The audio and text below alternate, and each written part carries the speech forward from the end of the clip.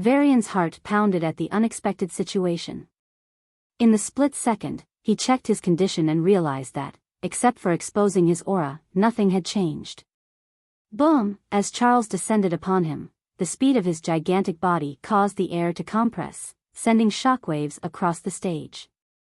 V-Varian, the direct target of the shockwaves, got an approximate estimate of Charles's strength. Fuck everything. I'll beat him first. The aura in V-Varian's body raged like a flooding river, and a dazzling light filled the room.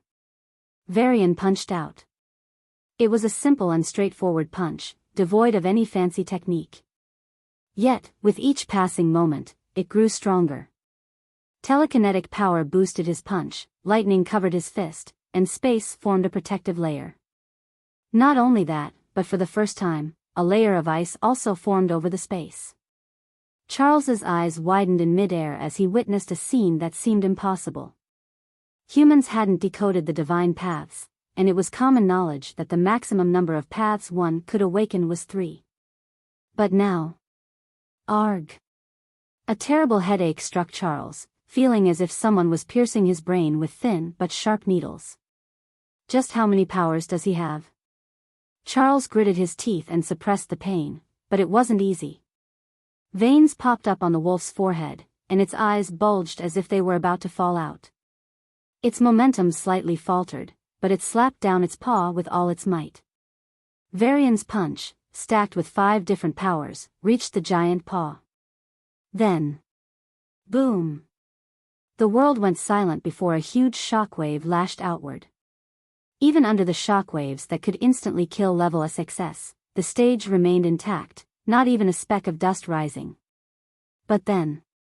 drip. Drop. Drip. The giant white wolf staggered back, dragging its bloody paw. Some parts of the paw had broken bones, while other parts were electrocuted and a few were frozen. Charles knew without checking that the wolf's paw had sustained a significant injury. But what surprised him most was, "You fucker." V-Varian, who was 500 meters away, reached him in the blink of an eye and punched down. It was the same chilling punch filled with 5 different powers. Lycos bared its teeth and opened its mouth. "You're the one who took my family." Thick killing intent filled the air as Charles's heart pounded in his chest. The images of his aunt and brother replayed in the back of his mind. However, he had only one thing on his mind. Whoosh! With the sound of air being cut, V-Varian's fist loomed in Charles's vision. Just as it was about to connect with his forehead, the giant wolf opened its mouth. Roa! With its sharp teeth, it bit down on the hand with a force that could crush steel. Boom!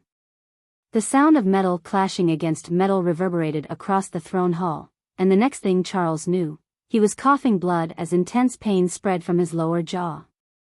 Pfoo! Feeling something solid in his mouth, he spat it out. It was 3 teeth.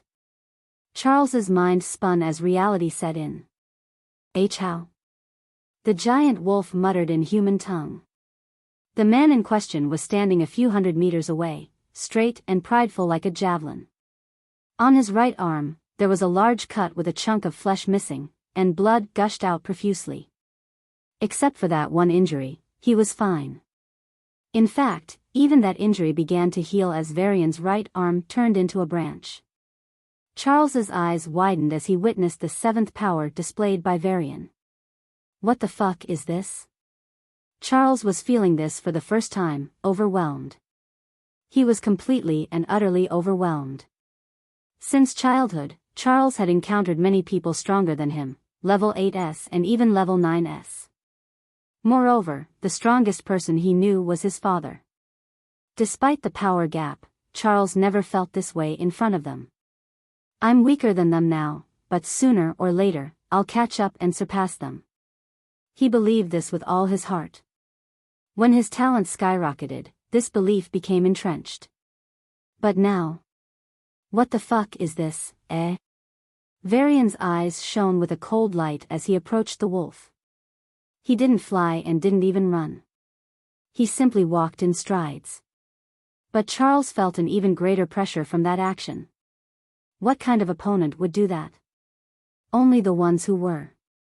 You know, Charles. V-Varian stretched out his palm, and a white spear appeared in his hand.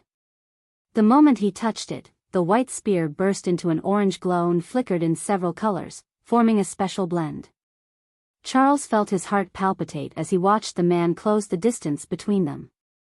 I didn't want to kill you now, but you really had to bug me. V-Varian's eyes locked onto the white wolf, like a predator sizing up its prey. Charles found himself shaking.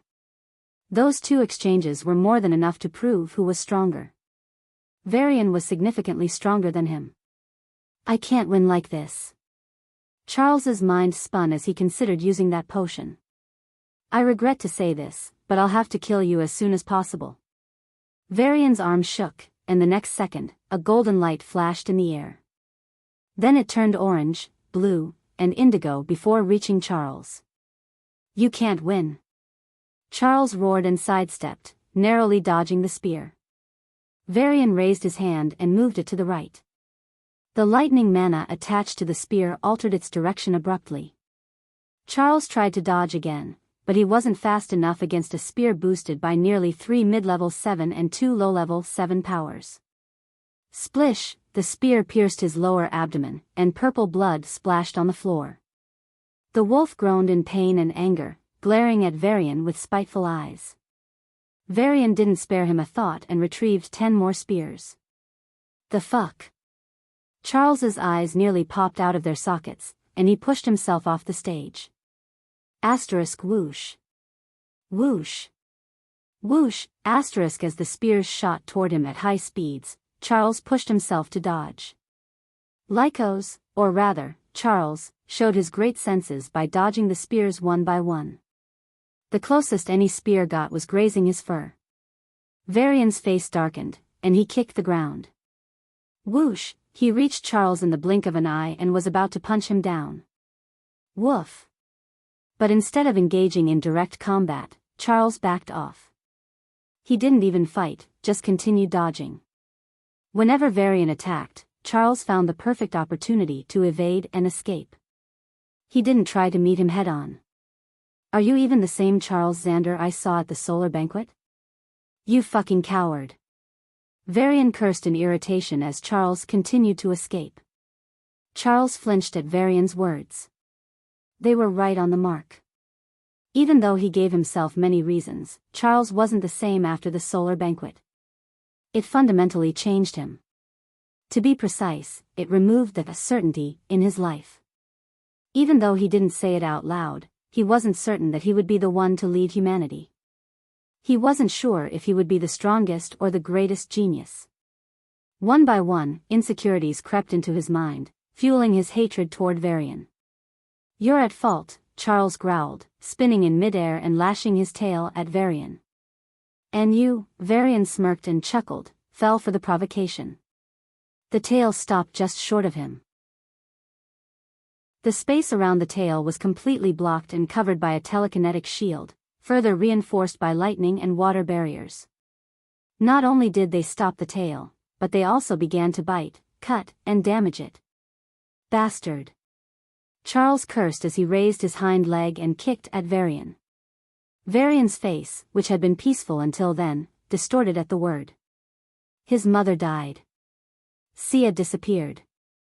Roxana, she even tampered with his mother's post-mortem files. Your bitch of an aunt tortured her. You need to repay. V-Varian raised his hand and caught the hind leg. Click. With a simple motion, he broke the leg in two. Arg. A painful scream escaped Charles's mouth, but he kicked V-Varian with another leg. Click. Gotcha.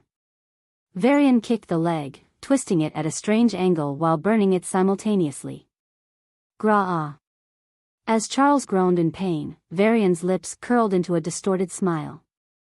Without hesitation, he punched down and broke Charles's 2 forelegs. Thud. Now, Charles lay on the floor, bleeding heavily from his 4 limbs. They were riddled with injuries of all sorts and degrees, space cuts with chunks of flesh missing, electrocution causing him to spasm like a fish out of water, macrokinetic needles drilling holes in his legs, and ice seeping into open wounds, torturing him. Wah! Charles's screams reverberated through the prince's throne hall. But there was no one else except V-Varian to witness the suffering of the best genius. And he. Cry. Cry more, you son of a bitch. You and that bitch deserve every pain in the fucking world. V-Varian cursed as he rained punches on the giant wolf, much larger than himself. Yet, each punch sank deeply into the wolf's body, and new injuries appeared all over it. Kacha.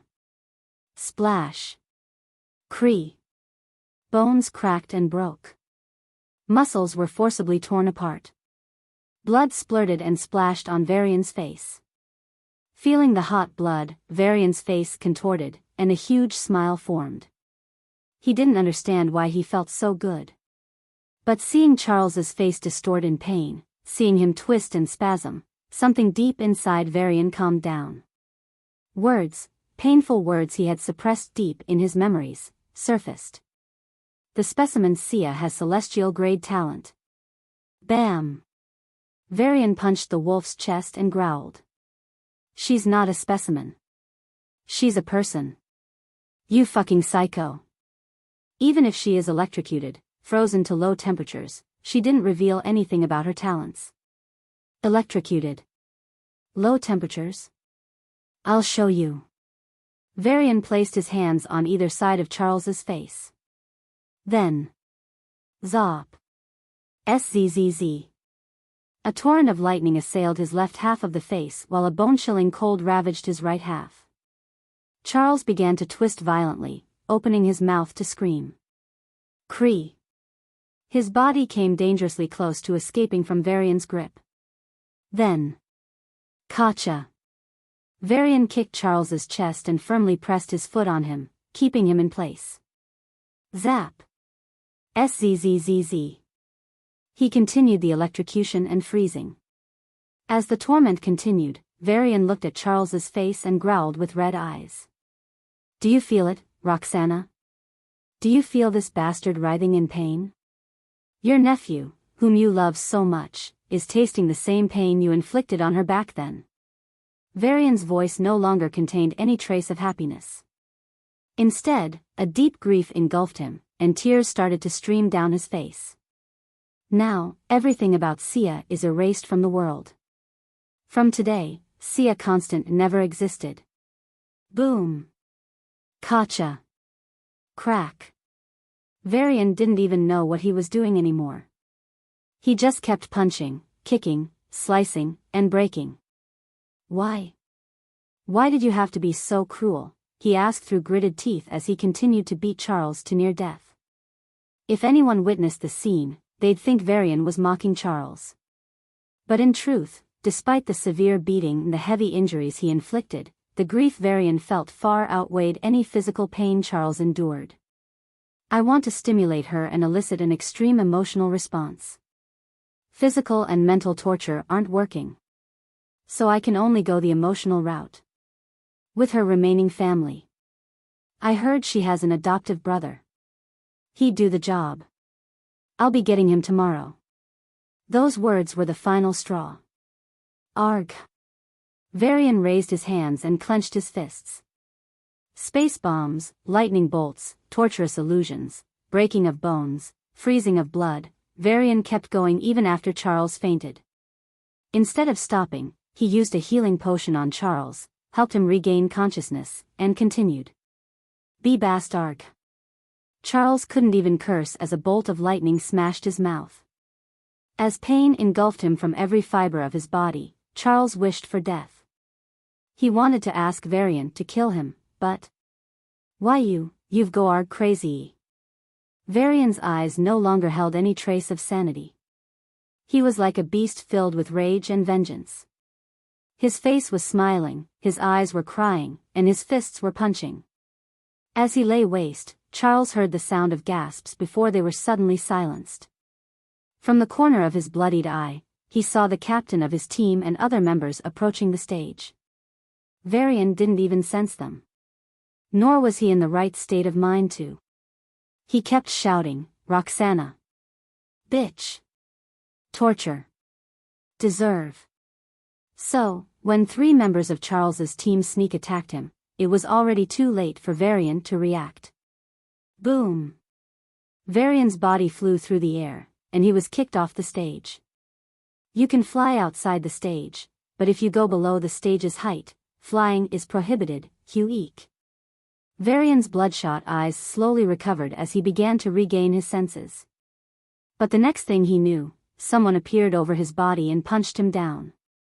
Boom! V-Varian blasted into the darkness and fell to a height lower than the stage. Damn! Lightning wings, space freeze, macrokinetic flying, ice slides. Nothing worked. V-Varian fell into the endless darkness. Sia felt a sense of unease. She wasn't sure why, but her heart palpitated as an ominous feeling spread in her chest.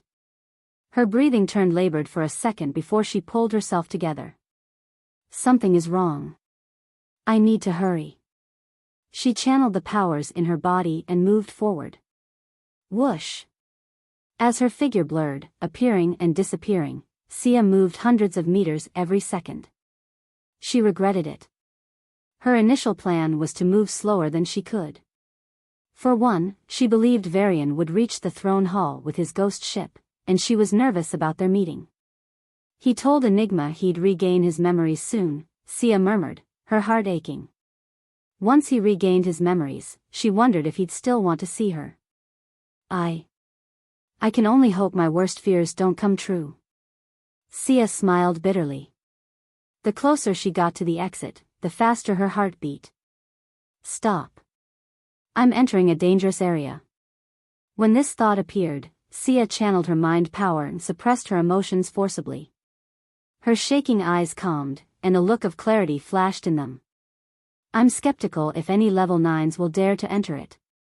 But even if they do, their levels would be suppressed. Sia kicked the ground and shot forward.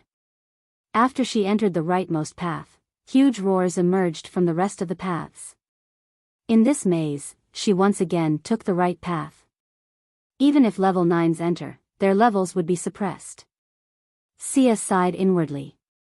The suppression of levels was something everyone already knew, so not many level 9s came here in the first place. But Charles's team. Sia's lips parted, and a sigh escaped her.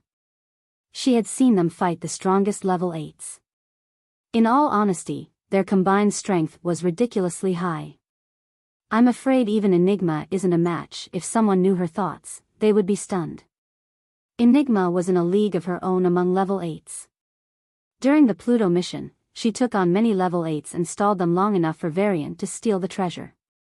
Yet, of all people, Sia said that Enigma might lose to other level 8s. I wasn't expecting this when I asked to meet him here. Sia felt guilty about her willfulness. In her defense, she didn't know Charles would act like a mad dog and bring such a powerful team to ruin. I hope things go well, she prayed as she reached the exit, a door bursting with soft white light. The light flickered as if inviting her. Sia took a deep breath and dashed in. Space twisted, and the world began to spin. Right then, Sia reached for the silver card deep inside her and channeled her power. Enigma. Even before the world returned to normal, the change began. Enigma noticed a foreign force suppressing her level. Her powers couldn't fight back as her level plummeted from the peak of level 8 to the peak of level 7 in the blink of an eye. Understandably, she was unhappy. Can I resist this somehow? She closed her eyes and channeled her powers in a bid to resist the foreign restriction. But even her treasure, which was a notch higher than artifacts, failed to accomplish anything. Unless it's taking on Charles's team head-on, I'm positive this is a cakewalk. Enigma opened her palm, and a smooth sword appeared in her hand. She wasn't being pretentious when she said it was a cakewalk. Since everyone here is suppressed to be level 7, as a triple awakener, she had an immense advantage. Even if her expertise wasn't considered, her raw power was enough to overwhelm any genius. But the boost her expertise provided wasn't negligible. Enigma could fight multiple peak level 7s and was confident in defeating them. In case things went wrong, she had 2 safety nets: first, V-Varian's ghost ship, and second, her own teleportation artifact. Wait, does it even work here? Enigma's face suddenly fell, and she checked at the possibility of teleporting. Once she confirmed the result, her expression worsened. Shit. There's only one safety net now. But surely the ghost ship won't have any problems, right? Enigma nodded to herself. Whoosh. The world suddenly brightened, and Enigma found herself in a vast space. The first thing she noticed was the mysterious silver throne above the staircase. The next thing she saw was the giant circular stage. Wait. Enigma's mental sense expanded, giving her a clear view of the three members on the stage. One was a badly injured giant wolf sprawled on the floor in a pool of blood. The other was V-Varian. His eyes were bloodshot, his body drenched in blood, and he kept punching the wolf with an insane smile on his face. Vieille! Enigma suddenly yelled. Her call attracted the attention of the third person on the stage, a handsome middle-aged man. He was sneaking up on V-Varian, and upon her call, he stiffened. But V-Varian didn't react and kept punching. Phew. The man's shoulders slumped in relief, and he quickly approached V-Varian. V-Varian. Behind you. Enigma shouted. Boom. Gotcha. Bang. V-Varian was lost in his own world, and the man was now just a few meters away from him. Damn it. Sia, you shouldn't have delayed the trial. Enigma gritted her teeth and locked her gravity sense onto the stage. Then, she created a strong gravitational force between her body and the stage. As a result, she was supposed to fall towards the stage. Huh? Enigma opened her mouth in shock. She remained in the same place. Welcome, a nasty voice sounded in her mind. Please wait until you reach the stage. Enigma wasn't in the mood to listen. So, she opened her storage ring and retrieved a talisman. It wasn't strong, but it had the attack capability of a low-level 8 and was very targeted. I'll kill him. Her gaze locked onto the man about to sneak attack V-Varian. But right then. Attack talismans and such are prohibited. The prince only wishes to view the perfect match. Following those words, the talisman in her hands dulled. Arg. Enigma clenched her fists and was about to jump. But before she did, she noticed she was on a thin metal sheet moving towards the stage. She was moving above a floor of endless darkness. Even her mental sense couldn't fathom what was beyond it. Jumping was very risky. If she fell into the darkness, she would likely be in big trouble. Enigma bit her lip, and her tricolor eyes trembled. Then, she looked at the figure on the stage, beating the wolf. She applied repulsive gravity against the metal sheet she was on and jumped. What? An invisible barrier appeared and stopped her from moving. The nasty voice continued in her mind.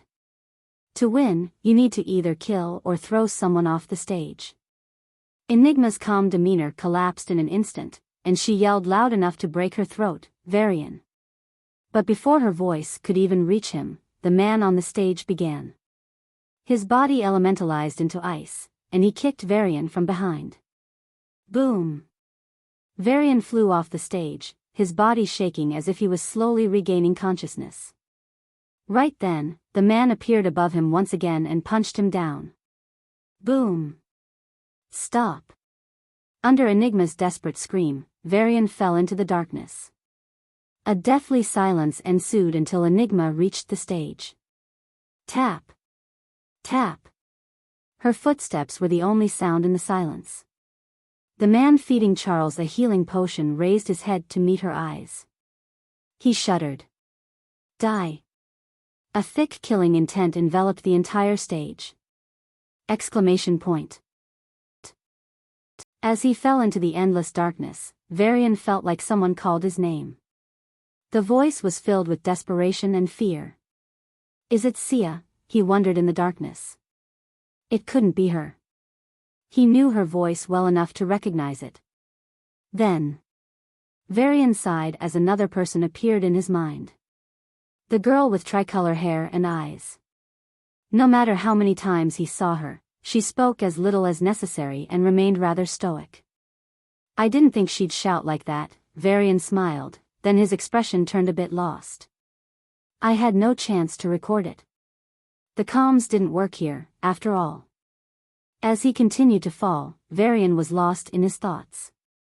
Rather than feeling fear, he felt emptiness.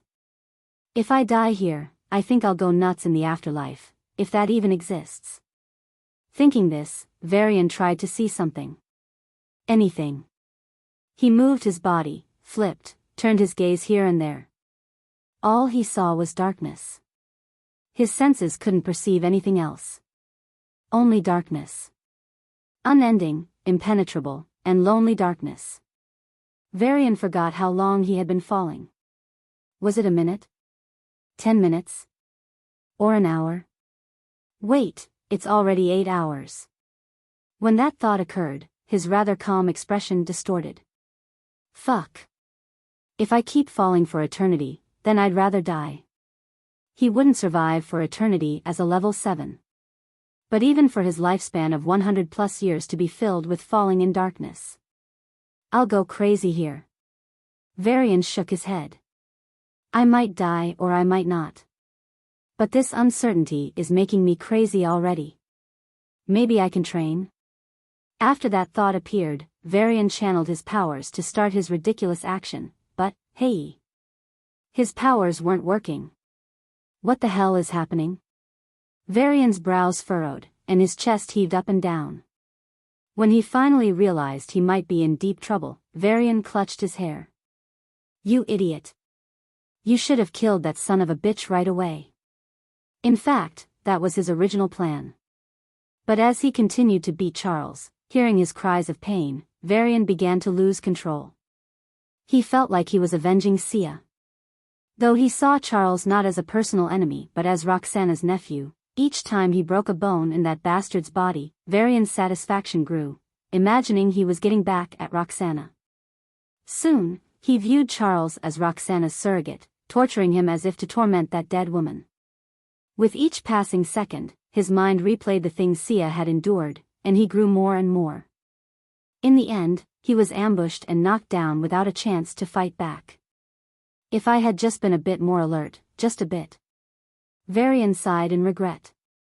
He didn't usually lose control of his emotions like this. Whenever it happened, it was too sudden. The last time it happened, I nearly destroyed the ghost ship. This time, it was because he had been holding back a ton of rage. I kept telling myself I could kill him later. I told myself the same thing in the valley. Even now, I wanted to kill him only after getting the treasure. As a result, his rage built up until it finally exploded. V-Varian covered his face and closed his eyes. If only the fight hadn't started. Wait. V-Varian's eyes shot open abruptly, and he muttered, "Why did my 7 auras leak all of a sudden?" Now that he thought about it, it was the system's job to hide them. "Oi, system." V-Varian called out with a displeased expression. "I know you can hear me. Just come out and answer, why did you have to mess everything up?" Devis. The familiar voice spoke slowly, as if it had trouble speaking. What? The seal of Devis, it spoke slowly, like someone still learning the language. But it wasn't that. If V-Varian had to give an analogy, those words were like leaked drops from a water pipe, drawn out, broken, few. They sealed the system. The suppression from the seal affects the system's functioning. V-Varian's brows furrowed. But didn't you break the seal already? Only partially. Moreover, this is like a suppression measure. Just like how the ghost ship is suppressed. V-Varian's face darkened at the mention of Boo. If the ghost ship had worked properly, none of this would have happened. Of course, it wasn't Boo's fault, but it was still frustrating. It was like going from a VIP account to a common one. Going from poverty to richness was easy, but becoming poor after being rich was hard as hell. All right. V-Varian waved his hands. Now tell me, how the hell do I get out of this place? I don't want to spend the rest of my life chatting with you here. 1 minute. Huh. It's been 1 minute. Varian's jaw dropped. Really now? I didn't ask for this lame joke. It's true. Your sense of time is distorted here. Varian took a deep breath and calmed his rising frustration. If a minute felt like this, how would an hour, a day, a month, a year, or even a decade feel? It might as well be an eternity. Varian shivered as if he were standing naked in the Arctic. Are you trying to help me or scare me? Varian asked, frustration evident on his face. Of course, it's to tell me a solution already. Varian cut off any further jokes. Hey! Varian exclaimed, panicked by the silence. Did this thing stop working or what? Sigh. The sigh was long and drawn out, as if it deeply pitied him. Oi. Oi. What are you sighing for? Varian forced a smile, trying to ignore the pity in the sigh. Host, the system spoke in the most sympathetic tone possible. But Varian's hair stood on end, and he stiffened. What? He asked, his voice trembling with a mix of fear and anticipation, like a patient about to hear a doctor's diagnosis. To get out of here, you'll need to wait, the system said helplessly. How long? Varian's voice quaked. 1 minute felt like 8 hours, so. 10 minutes. No. An eternity seemed to have passed. The darkness around him complemented it as it stretched into infinity. Varian thought he was mentally resilient, strong both in mind and body.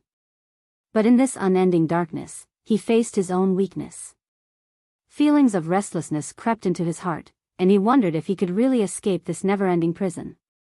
Uncertainty bred restlessness, restlessness spawned fear, and fear turned into despair. Just as despair was about to swallow him whole, Varian's dull eyes gleamed with hope. I want to meet Sia. I broke my promise to her. I want to make it up to her. I have to meet Sarah. I don't know how she's doing. I miss her. If I die, who will be Kyle's best man at his wedding? Tutor Seth, Master Evander, and Sovereign Irene, they've all helped me in some way. I can't let them down. There were people he deemed important, people who made his life better. And then. I still have to kill Charles. I vowed to exterminate the Xander family. I need to slaughter Julius and Creo. There were people he hated with every fiber of his being, people who made his life hell. Positive and negative thoughts ran through his mind in an endless loop. If an ordinary person were thrown into a dark room with no source of contact, they would experience severe psychological impact. Varian had to survive in a dark void for what felt like 80 hours, roughly 3 days. But instead of losing their light, Varian's eyes began to shine with greater passion. In the sea of darkness, his eyes were the only things that glowed with hope. Then it happened. A small point of light appeared in the darkness. Then it expanded to the size of a ball, a bowl, a car, a house, a hill, and finally, everything lit up. Ha-ah. Varian raised his arms and shielded his eyes from the blinding light. In reality, it was quite ordinary, but after being in darkness for so long, his eyes took a while to adjust. Whoa. What came into view was a large, ash-colored room with walls on 3 sides and metallic bars on the 4th. Looking up, all he could see was the familiar darkness. A lot of questions swirled in his mind. How did I fall for 10 minutes and land safely without getting injured? What is this place? But he didn't think. Instead, Fuck. Varian closed his eyes and exhaled deeply. His shoulders slouched, and the stiffness in his body eased. Although he appeared nonchalant, he wasn't very calm inside. He had no idea if he was going to live or not. While he told himself he had reasons to live, would the darkness care about his feelings? Taking deep breaths, Varian calmed himself completely. His attempts to circulate his mental power were futile, as were his attempts to teleport out of the room. V-Varian smacked his lips and slowly walked to the metallic bars. This place resembled a prison cell more than anything. A prison cell where the prisoners are prohibited from using their powers. That made perfect sense. But the question. How the fuck do I escape from here? Gotcha. V-Varian's question was answered the moment he touched the metal bars. Like wooden dust blown by the wind, the metal bars turned to powder and dispersed. Wah, V-Varian's eyes widened in surprise. This place was severely damaged when the system escaped. V-Varian raised a brow as he stepped out of the room. It was a vast corridor, desolate and gray. With dozens of prison cells lining either side, it seemed to stretch on forever. V-Varian sighed deeply. The system had only said he'd be out of the darkness in 8 minutes, but it made no mention of how long it would take to escape this place and return to the throne hall, or if that was even possible. Still, he kept his hopes up. You escaped from here, which means you know this place well. So, can you guide me to the exit? Of course. Let's go. V-Varian fist-pumped the air, but the air didn't explode as it should have. His powers were sealed off. Go 7 miles straight and take a left.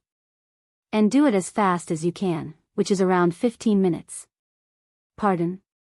V-Varian almost couldn't believe what he was hearing. Even if he was a low-tier awakener, that distance wouldn't be a big problem. But as a mortal, 15 minutes was a bit. It's best to go as fast as possible. Since even this system can't perceive what's happening in the Prince's Hall. You have to meet her, don't you? V-Varian gritted his teeth. See ya. Fuck it. I'll be there in no time. He bent one knee, assumed a proper posture, and began running. In the long and wide ash-gray corridor, forgotten by time, the heavy breathing of a single man echoed. He left behind a trail of sweat. V-Varian gave it his all. The first mile was fine.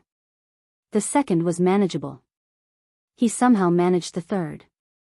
But the fourth mile. Ha! Ha! V-Varian ran, feeling his throat burn. The distance wasn't the problem, it was the speed. He was running too fast. So fast that his legs, especially his joints, were burning. The pain affected every part of his lower body, from his soles to his thighs. His clothes were drenched in sweat, and V-Varian's hair stuck to his forehead as he ran like a madman. Thoughts like, she'll be alright, you don't need to do this, and Sia is strong. She can take care of herself. Take it slow, flashed through his mind. But whenever these thoughts appeared, V-Varian resolutely pushed them aside and ran with even more vigor. This is the chance I got after so much hardship. I don't want to lose it because of a moment of compromise. Don't forget your roots, they said. V-Varian didn't think much of that saying until today. Huff. Huff. As he kept running, his body was being pushed to its limit. Sprint for 10 miles and enter the third right hallway with the redstone floor. V-Varian panted heavily as he passed through the soulless corridor, trying his best to regulate his breathing. The more intense the run, the more important the breathing. So, he didn't even try to respond to the system's comments. But, you idiot. No one sprints 10 miles. He cursed inside his mind. It was the only way to ignore the numbing pain in his legs. Now, he felt like he didn't have legs but 2 logs attached to his torso. Every time his legs moved, a scorching feeling spread from his soles to his thighs. Before he knew it, he had run 15, 20, and 30 miles. The distances themselves weren't the problem, it was the speed. He sprinted like he was in a long marathon. That was the most accurate way to describe his actions. He didn't slow down even once. V-Varian thanked his past self for training like a madman. Thanks to it, he had a ridiculously fit body that made this absurd feat possible. But even then... Ha! Ha! V-Varian felt his strength leaving his body. His own weight was growing multifold. His lungs weren't working properly, and his heart felt like it would break out of his chest any moment. A rancid taste filled his throat, but V-Varian forcibly pushed it down. Puking could really help, but it would slow him down. Arg. V-Varian gritted his teeth and kept running. The negative thoughts in his mind said it was fine to give up, that Sia didn't need his help. But these thoughts only hardened his resolve. V-Varian was afraid of something bad happening and losing her again. I never expected the accident to happen and lose Mom. It was sudden, but so is every accident in life. He couldn't predict what might happen. The best he could do was prepare himself to face any situation. If he gave up halfway, or even gave 99% instead of 100%, and failed when danger came knocking, who could he blame? It would remain a regret. If only I had given it my all. V-Varian's eyes reddened as he recalled his mother's death. If he had been level 2 that day. No one blamed him. No one deemed him responsible. But it was always him. He could have done something, anything. If only I had been stronger. V-Varian's vision blurred, but like a mindless machine, he kept running. His body was already pushed to the limit, and his willpower was also completely drained. When every bit of his energy and willpower dried up, regret became his fuel. It burned him from the inside, like a small fire growing to devour a giant forest. The regret devoured his pain and weakness. Drip. Drop. Drip. V-Varian's soles began to bleed. It started with a few scratches here and there, but soon, a deep pain spread from his soles. The skin was completely torn apart. Grah. V-Varian's body shuddered from the pain. He was long used to pain, but he was also used to near-instant healing. But now. Drip. Drop. Drip. With each step, V-Varian's body flinched from the pain. It was as if he was running on knives, and with each step, the knives were stabbing deep into his feet. Before he knew it, tears started to stream down his face. V-Varian's lips began to bleed as he bit down tightly. Each step pushed him toward hell. But V-Varian willingly took another. Arg. His vision started to blur as his brain tried to shut down as a safety mechanism. Please. V-Varian pleaded with his own body to keep moving.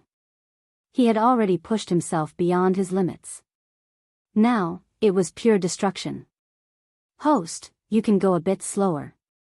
Maybe Sia will be fine. In the end, even the system spoke in a panicking tone. And no. V-Varian couldn't think clearly enough to answer fully, but his response was clear.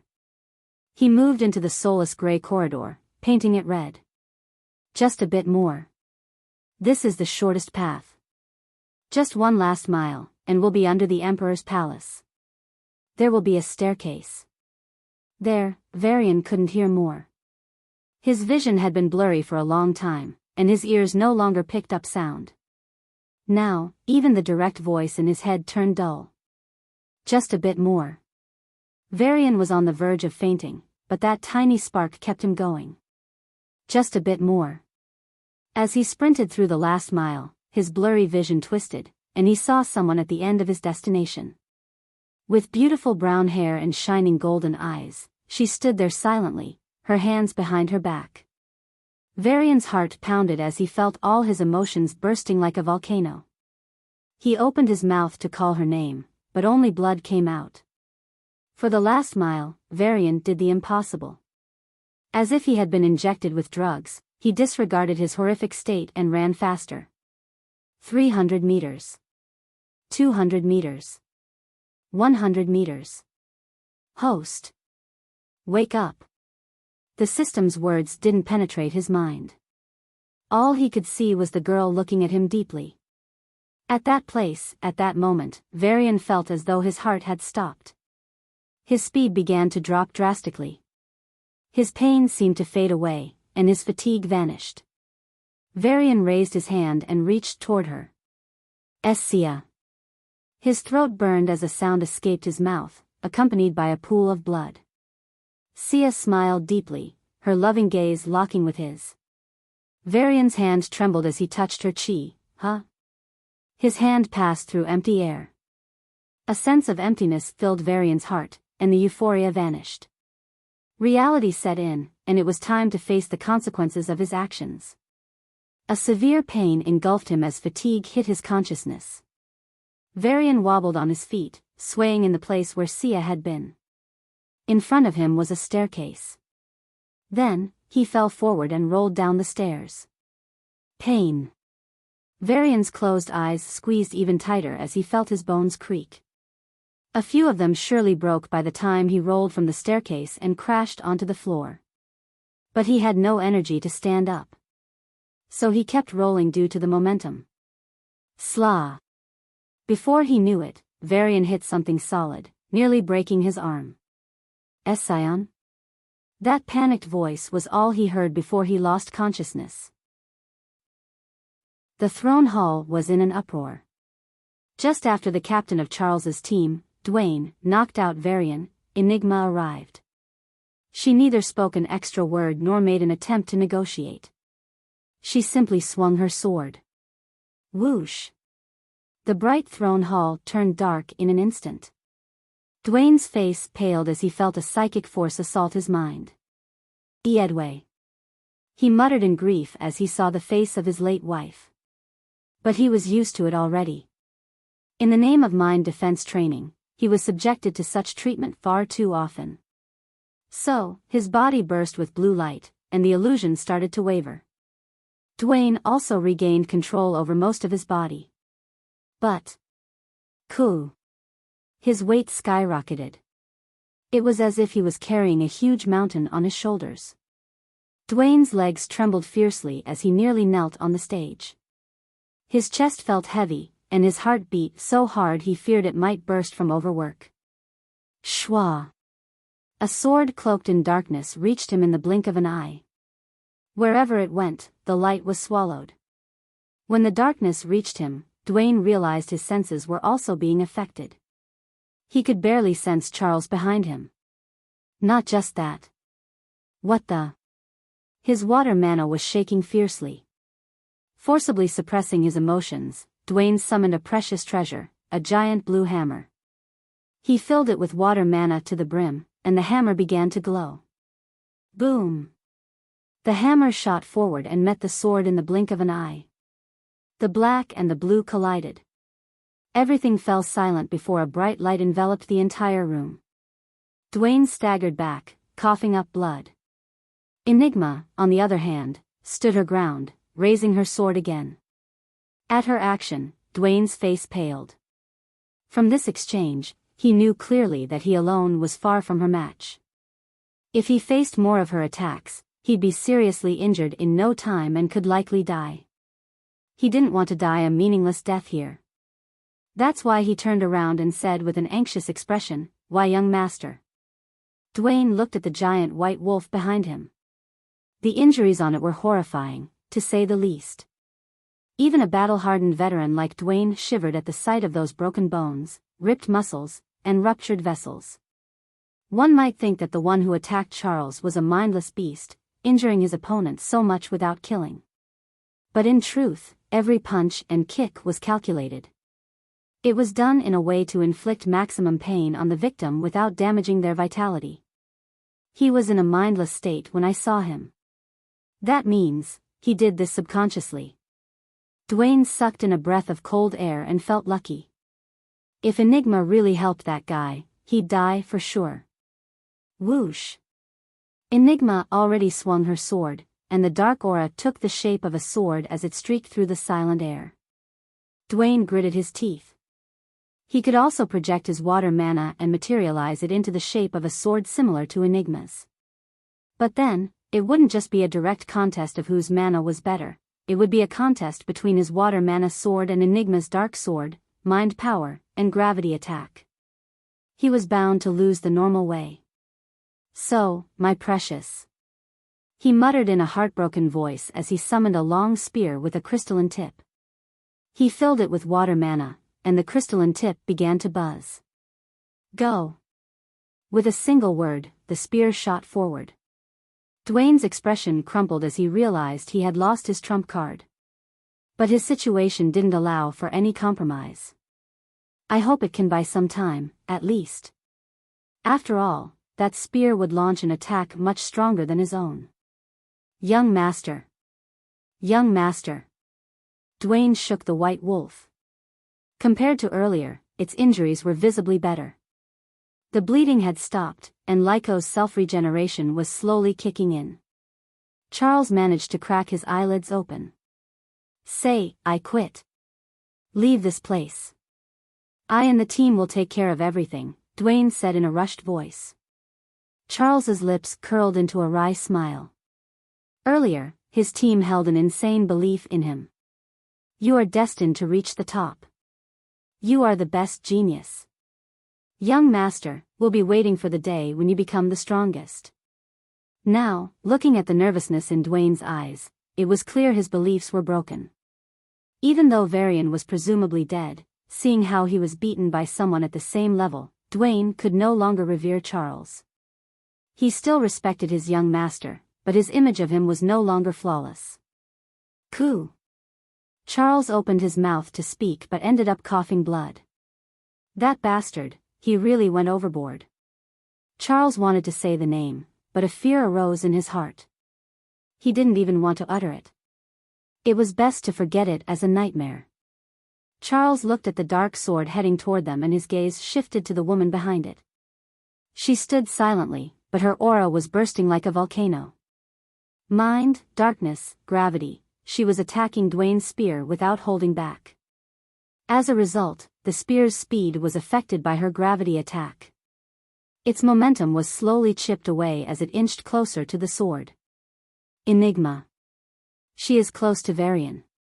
She must be killed. Charles's eyes turned bloodshot. Kill her, he said in a broken voice. Dwayne's heart dropped at Charles's refusal. Before he had the chance to persuade him any further, the sword and the spear clashed. Gotcha. It was a precious treasure, yet all it could do was negate Enigma's attack before cracking like glass and turning to dust. Kill her, Charles continued to mutter. Dwayne gritted his teeth as he stood up. I would die. His eyes suddenly lit up as he spotted the figures reaching the stage. Attack. Enigma was aware of the people fast approaching the stage. In fact, she had found them long before Dwayne did. She even tried to use her gravity powers to throw them into the darkness, but the rules weren't easy to break. She had no choice but to allow them to step onto the stage before attacking. As a result, she soon faced 3 members, including Dwayne. One member of the team took Charles to the other end of the stage. Despite not sounding grand, this stage was over 50 miles in radius. However, to the participants, all at level 7, this distance was considered normal. Still, with the 3 standing between her and Charles, Enigma couldn't directly attack Charles. Or could she? Arg! A painful scream reverberated across the stage as the white wolf spasmed. You! Stop! Charles's teammates were, arguably, enraged. However, Enigma treated them like air and continued her mental attack on Charles. Stop! I am Charles. My fath. Charles's fearful mutterings reached everyone. His team was both shocked and furious at their young master's state. Bitch! Dwayne spat in anger and signaled to the other 2. Why-ish? The 3 besieged her in an instant. Boom! Boom! Time trickled by, and Enigma came close to killing one of the members multiple times. But due to their great synergy, the team members saved each other. The direction of the battle seemed set until variables appeared. You? Enigma? Why the heck are you here? Forget her. Guys, there is something in the cup. I can sense a lot of aura from it. The other members started to appear. The strongest level 7s, Nora, Curtis, and Jamie. The strongest level 8s, Nixon, Triss, Honya, Victor. The 7 of them arrived around the same time. They were stunned to find that others had arrived before them. But their focus quickly shifted to the treasure. After listening to the instructions and attempting futilely to reach the throne, everyone concluded one thing: to reach the throne, you needed to be the last one on the stage. Since everyone's levels were at 7, the seniors didn't have a significant advantage over their juniors. It was clear that the winner would be one of their batch of top geniuses. As their opponents could forfeit and didn't need to be killed, they had no psychological burdens fighting Enigma.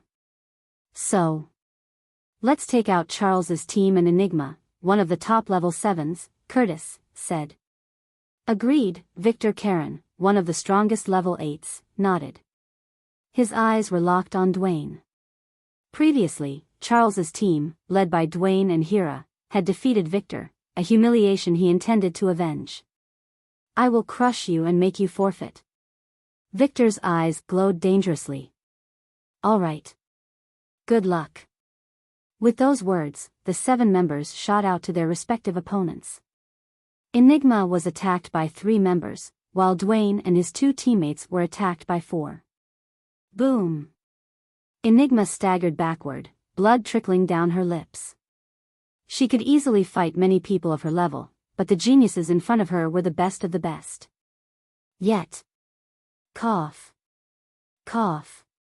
We really underestimated you. Curtis wiped the blood from his lips and looked at Enigma with a mix of fear and respect. Crazy bitch. You don't even care about your injuries? Nora struggled to stand, pointing at the 2 large injuries on Enigma's shoulder and abdomen. The woman in question didn't seem to care.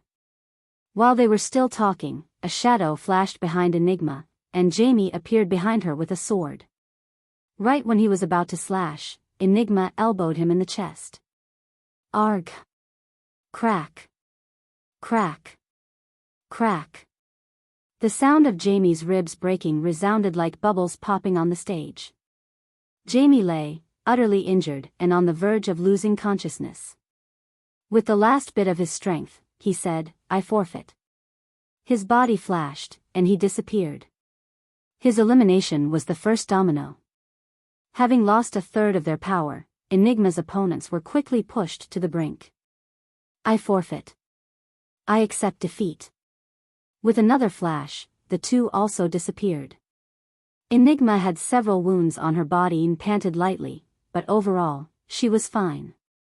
On the other hand, Dwayne and his members were on the verge of elimination. Her actions alarmed the 4 level 8 geniuses. Focus on her. She's injured. Hurry. With a sigh, Enigma raised her sword and faced the 2 opponents. Even though they were also suppressed to level 7, as genius level 8s, they had more experience. So, Enigma had to spend more effort to eliminate them. She gripped her sword and took deep breaths as blood trickled from various parts of her body. I forfeit. I'm defeated. 2 unexpected voices reached her from the distance. Enigma raised her head to see the 2 level 8s now eliminated by 9 members of Charles's team. 9? When did they all arrive? She was so focused on the battle that she didn't even notice the outside world. It wasn't just them, however. There were also quite a few level 7s and a few level 8s on the field. Charles had recovered enough to dodge the attacks. The situation on the battlefield was changing rapidly. Dwayne and his 2 teammates, who had been fighting since the beginning, were seriously injured. However, the 6 who joined later had only light injuries. As a result, they emerged as the strongest force on the stage. The 10th member of the team, the Psychic, guarded Charles and also interfered with Enigma's psychic attacks on him. Attack. The treasure will change our lives. Fuck these arrogant hypocrites. The battlefield turned bloody as almost everyone became greedy for the life-changing treasure. Both Enigma and Charles's team faced a frenzied mob. This will exhaust me more, Enigma sighed and raised her sword. Boom. 40 minutes passed. 4 corpses lay on the stage. Except for these 4 foolish members, the rest had forfeited. Covered in wounds from head to toe, Enigma looked at the 3 standing members of Charles's team. But the one her killing intent was directed at was the blonde man at the center. Charles was now completely healed. You will pay the price in place of V-Varian. Charles stuttered a bit while pronouncing the name. Enigma was far from her best condition, but she wasn't flustered at all. Instead, she looked at Charles with a mocking gaze, her cold voice ringing on the bloodied stage. Try saying his name without stuttering. Coward. Charles's face reddened in rage, and he transformed into a giant white wolf. Roa. An even bloodier and more desperate battle began. V-Varian saw himself floating in a sea of darkness. It was a literal sea. The water was entirely black. Without any prior preparation, he fell into the sea with his limbs bound. He struggled to stay afloat, but slowly he began to drown. The darkness filled his ears, nose, mouth, and finally. Ha! V-Varian gasped as the world turned bright. Ignoring his surroundings, he took several short breaths. His racing heart slowly calmed, and V-Varian finally felt a sense of calm. He expected to feel aching pain from every inch of his battered body, but to his surprise, he had never felt better. Scion? A surprised voice sounded, startling V-Varian. V-Varian got to his feet in an instant and looked around. After rolling down the staircase, he arrived in what the system called an underground room. If the prison was considered the first underground floor, then this was the second. It was common sense that the things on the second floor were either more precious or dangerous than those on the first. So, he cautiously searched for the source of the voice. What he found was a grand hall supported by beautiful pillars, with a shining marble floor that reflected the red ceiling filled with murals. Equidistant from each other were 3 altars. To the left was a pitch-black altar with the imprint of a palm. It gave off the feeling of both protection and restriction. Though its size was no greater than a foot, the palm seemed large enough to cover the entire sky. To the right was a white altar with the engraving of a single eye. On the altar, the solar system, back when there was only one sun, was inscribed. This eye stood above the planets and even the sun, overseeing everything and everyone. These 2 altars were majestic and awe-inspiring. With just a glance, V-Varian could tell the artifacts were made of celestial-grade materials. However, his eyes were fixed on the central altar. The altar was a perfect blend of black and white. Gulp. V-Varian swallowed his dry saliva as he noticed the imprint on the altar. It was a dragon, one that felt eerily familiar. V-Varian closed his eyes and focused on his left wrist. He felt an itchy sensation before a golden bracelet appeared. It was the dragon bracelet, his family heirloom, which his great-grandmother had accidentally picked up from the rubble. Of course, she had actually stole it, but the constant family history corrected the records to picking it up. Tap. Tap. Tap. V-Varian's silent footsteps echoed in the empty hall. With each step toward the altar, his body felt heavier. He was under immense pressure, a weight on every fiber of his being. This pressure came from the bracelet, not the altar. Host. The system's sigh resonated in his mind. V-Varian's brows furrowed, but he kept walking. Despite sweating profusely, he didn't stop. He needed to press on. The bracelet is where the system is sealed. The altar acts as the command center for the seal. The system tampered with the bracelet, so when we are outside the ruins or even within most of the ruins, the altar cannot connect to the bracelet and activate its functions. V-Varian nodded slightly before forcing his foot forward.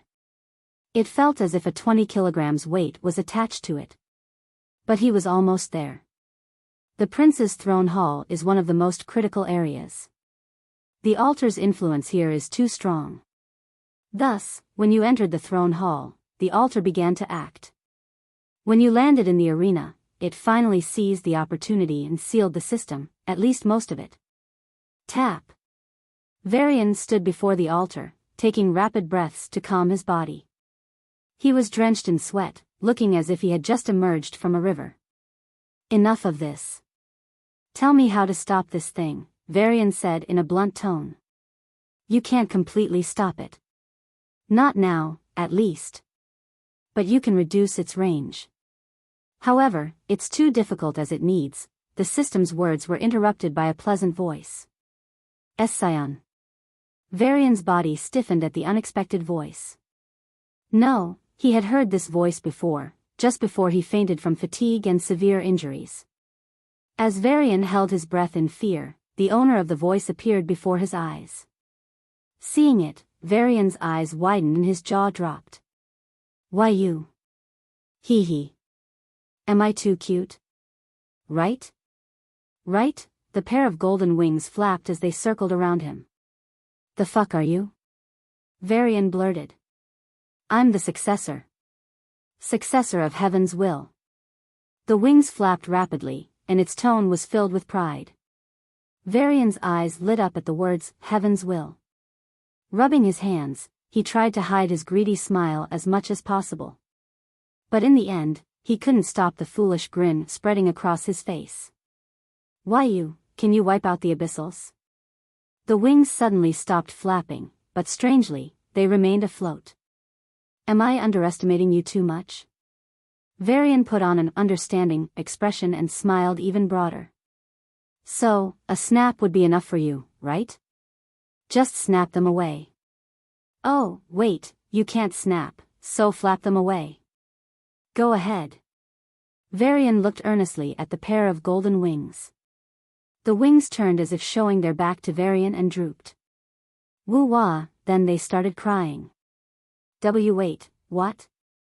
V-Varian panicked. The voice of the wings was young, so he treated it like a child. Now, he felt like a bad uncle who had made a little girl cry. Stop, I didn't say anything, okay? V-Varian approached the wings and gently patted them. The drooping wings stood up as if they were enjoying his touch, and the childish voice sounded again. I'm just a successor.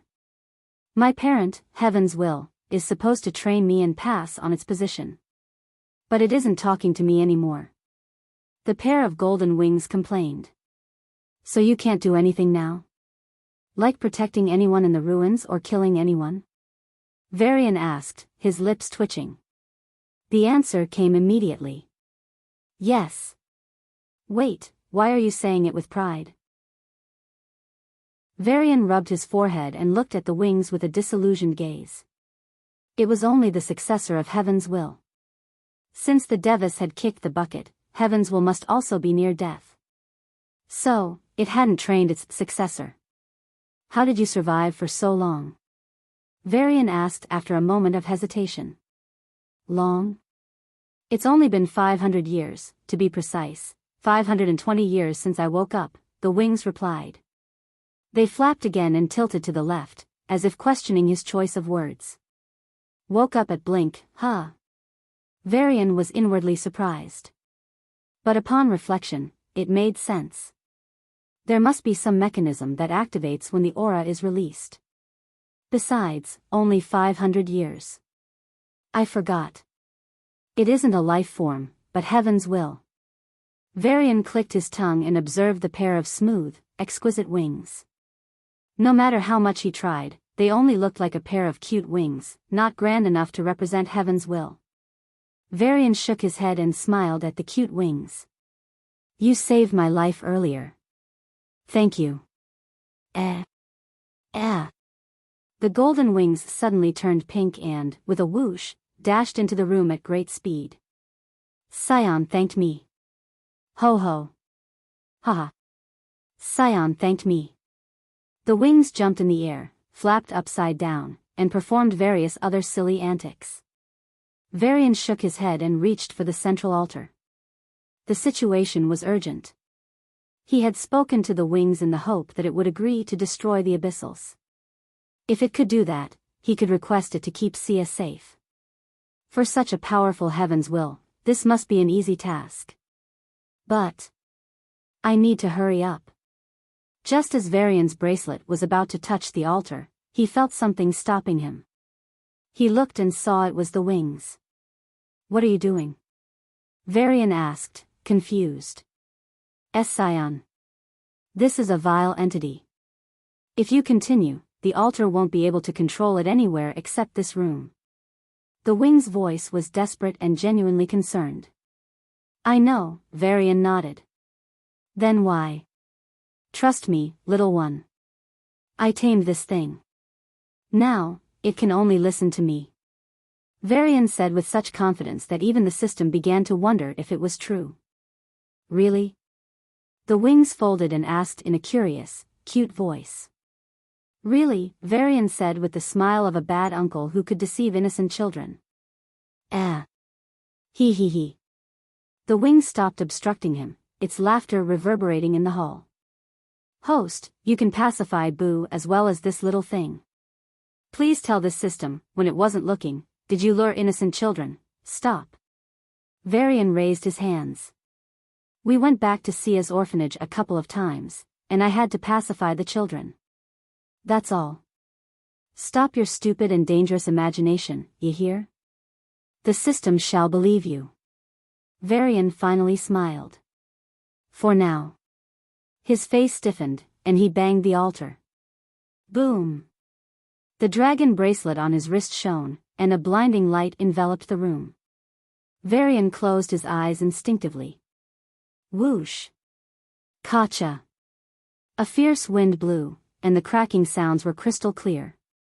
V-Varian cracked his eyelids open and saw that the altar had lost something. He couldn't put his finger on what, but it no longer felt majestic as before. Whoa. Scion. Scion. Awesome. The wings flapped around him and chirped. V-Varian smiled lightly, but his eyes weren't smiling. Why aren't my powers back yet? V-Varian asked. There is another seal here. It is the one that restricts the levels. The altar on the left. The black altar? Yes. If I turn it off, what next? How do I get out of this place? There is a direct path from the prince's throne hall to the prison. It's a way for the prince to visit his dear guests every now and then. But to travel on that path, you need your powers. I see. V-Varian walked to the altar, which had a palm imprint. How do I turn this off? You can't. Not by yourself. V-Varian raised a brow and beckoned to the wings. Scion, do you want to pat me again? Go ahead, I won't reject.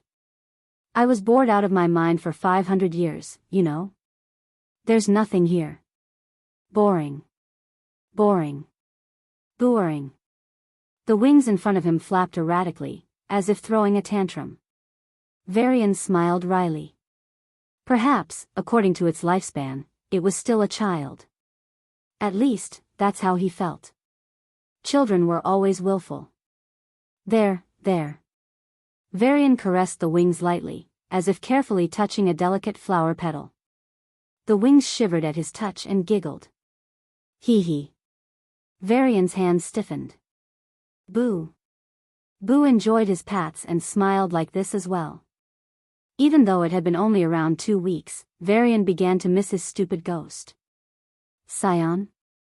The wings tilted upward, as if looking at him in confusion. You see, I have some very important work to do. For that, I need my divine path powers. So, I need to turn off this altar. Can you help me? V-Varian asked in a sincere tone. But this altar is responsible for suppressing levels in the Prince's Hall and the Emperor's Hall. It also restricts the divine paths of all prisoners in the prison on the upper floor. It has many important duties. It's really, really important. V-Varian raised a brow. The altar was more important than he thought. He needed to tread carefully. Can you just turn it off in the prison? V-Varian requested. But the law book states.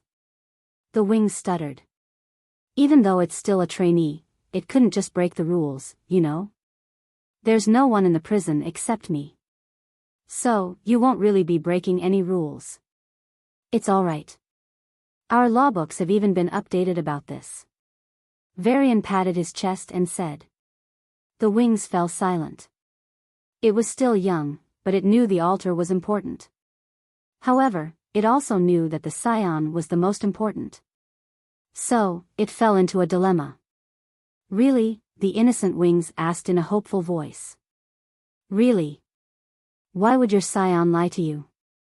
V-Varian lied shamelessly. All right. The wings shook up and down as if nodding. Then, it reached the altar. I will change the prison settings, but to do that, I'll need to turn the whole thing off for a moment. Then, everything will be back to normal except for the prison. V-Varian nodded in understanding. However, he misunderstood how long this moment was. Whoosh, as a result, when a black light enveloped the hall and the altar turned off for a moment, a drastic change occurred in the prince's hall. The battle in the prince's hall was reaching its end. Drip. Drop. Drip. The first member of Charles's team clutched his right arm and gulped a potion. His twisted arm shook for a second, as if trying to regain its previous position, but the injury was too serious to heal quickly. At least 10 minutes before my arm becomes usable, he thought, gritting his teeth. He retrieved a whip from his storage ring and, with a scowl, lashed out at the bloodied figure a few feet away. Whyish. The whip sliced through the air like a knife cutting through butter and reached the target in the blink of an eye. Enigma stood, heavily injured and exhausted. Her eyes, however, still shone with the same coldness they had at the beginning of the battle. Besides, her position wasn't as bad as it seemed. Because... Whoosh! Using her gravity power, Enigma made the front section of the whip attract towards its owner. The whip shook violently before slashing at its wielder. Boom! Arg! Of course, if that person had maintained the same powers as at the start, it would have been very difficult to accomplish this. But since he was worn out from the battle, Enigma managed to do it. Fuck. The first member clutched his newly injured arm and grimaced. Although the injury wasn't very deep, being repelled so easily hurt his pride. Young master. The man turned his gaze to Charles, standing at the back. The white wolf had multiple injuries, from small cuts to large slashes all over its body. When the battle began, Lyco's eyes were full of confidence. Enigma, you are no V-Varian. I'll crush you and regain my honor, Charles had said with such conviction that the blood of his 3 teammates boiled with anticipation. This fight would wash away all the sham. Boom. Enigma swiped her hand mid-air, and the giant white wolf was thrown into the distance like a ragdoll. Roa. Charles roared in anger but failed to appear majestic. Rather than a dragon declaring its intent for war, he seemed more like a beaten dog barking in protest. In the end, his 3 teammates shook their heads and focused on the devilish woman. Alien bitch. She's lived for 500 years. Why did we think she'd be normal? The second member of the team spat. Hearing those venomous words, Enigma replied in a cold voice, if I cared for every barking dog, then even my 500 years wouldn't be enough. Whyish. Following those words, she slashed her sword to her left. The third member appeared in that position, trying to ambush her. All he got was a black sword aura that hit him in the chest and sent him flying. The man managed to land on his feet. His chest had a 3-centimeter deep wound. Considering that he faced her sword attack head-on, this much damage was commendable. My space armor, even it can't completely block her attack. The third member sighed in his heart as he grouped next to the first and second. Charles wanted to group with them, but Enigma merely looked at him. Gria. A deep pain assaulted his brain, and Charles immediately screamed. His eyes turned bloodshot, and veins popped up on his forehead. Why you? Be bitch. Charles growled in desperate pain. Hearing his painful tone, his team members gritted their teeth and shot toward Enigma. The first member threw a spear at her. The second member showered her in lightning. The third member froze the space around her hands. Facing these heavy attacks, Enigma snorted and stopped using her mental power to torment Charles. Though by now, he had already lived through the most painful memory, his aunt's death, over a dozen times. Enigma's cold eyes swept over Charles for a moment, and an invisible force struck the white wolf. Boom! As if kicked in the abdomen, the wolf was blown into the air, flew in a parabola, and crashed down. Young master. Charles fell at the edge of the stage, near the throne. His teammates panicked. Rue. Charles struggled to get up but failed. After multiple attempts, he lay on the ground with vacant eyes. The majestic throne was reflected in his eyes, but it didn't register in his mind. V-Varian then, Enigma now, why? Only he had the luxury to think. Everyone else focused intensely and attacked. Whoosh! Boom! It all happened in a flash. Without even moving, Enigma emitted a dark aura from her body that formed the shape of a sword. It shot toward the first member who was throwing a spear. The lightning that was about to engulf her was forcibly blocked by an air wall created by compressing the air, forming an incredible defense. The blocked space around her arms loosened as the third member of the team clutched his hair with bleeding eyes. Arg! Stop! As she neutralized the attacks, Enigma's figure blurred, and she jumped high into the air. With a simple slash of her sword, a blanket of darkness covered the three members. Boom! When the darkness faded, only bones were left. Enigma half-kneeled, panting heavily. Beads of sweat trickled down her forehead, and blood leaked from the corner of her lips. Even though she had the upper hand all the time, it wasn't easy to win. After all, the members Charles picked himself weren't weak by any means and had excellent synergy. But it's all over now. Enigma pushed her aching feet and stood up. She slowly walked to Charles with unsteady steps. Charles looked at her with hateful eyes as he tried to get up. He almost got up before falling back to his feet. Tap! Tap! Tap! As Enigma approached, he tried again and again. When he finally managed to stand on his 4 feet, Enigma was just a few meters away.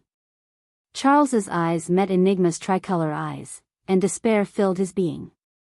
Without a shred of sympathy, Enigma raised her hand. I'll chop off your limbs and plan the torture session later. Charles's eyes trembled violently, and he put all his strength into his legs, trying to jump away to escape. Boom! For a split second, the world seemed to have stood still as something fundamental was broken. Enigma instinctively slashed at Charles, who, despite being in a terrible state, had put all his energy into his legs and managed to jump. Whoosh! Enigma's attack was still faster and struck him in the chest. Since he was in midair, Charles was thrown backward. The attack cut so deep that his wolf form finally dissipated. In the blink of an eye, he crashed onto the throne. What? Enigma's eyes widened in shock, and she hurriedly raised her hand. No one should be able to reach the throne except for the last person standing. The two of them weren't eliminated, so how? Only then did Enigma realize the strangeness. My level. It was back to level 8. Some sort of restriction here had been lifted. Enigma wasn't certain what was happening, but she didn't have the luxury to ponder. She quickly kicked the ground and rushed to Charles when... Boom! The restriction came into effect once again, and Enigma, who was jumping to the throne, was repelled. At the same time, Charles, on the throne, was also thrown toward the stage. As he was being thrown, he instinctively grabbed for something and ended up holding the cup. As he flew toward the stage, a cool sensation spread through his body from the cup, and Charles's foggy mind cleared up instantly. Just before he crashed to the ground, he drank the last drop from the cup. Boom! Charles's aura quickly surpassed level 8 but was suppressed by the restriction. Enigma gritted her teeth as she looked up.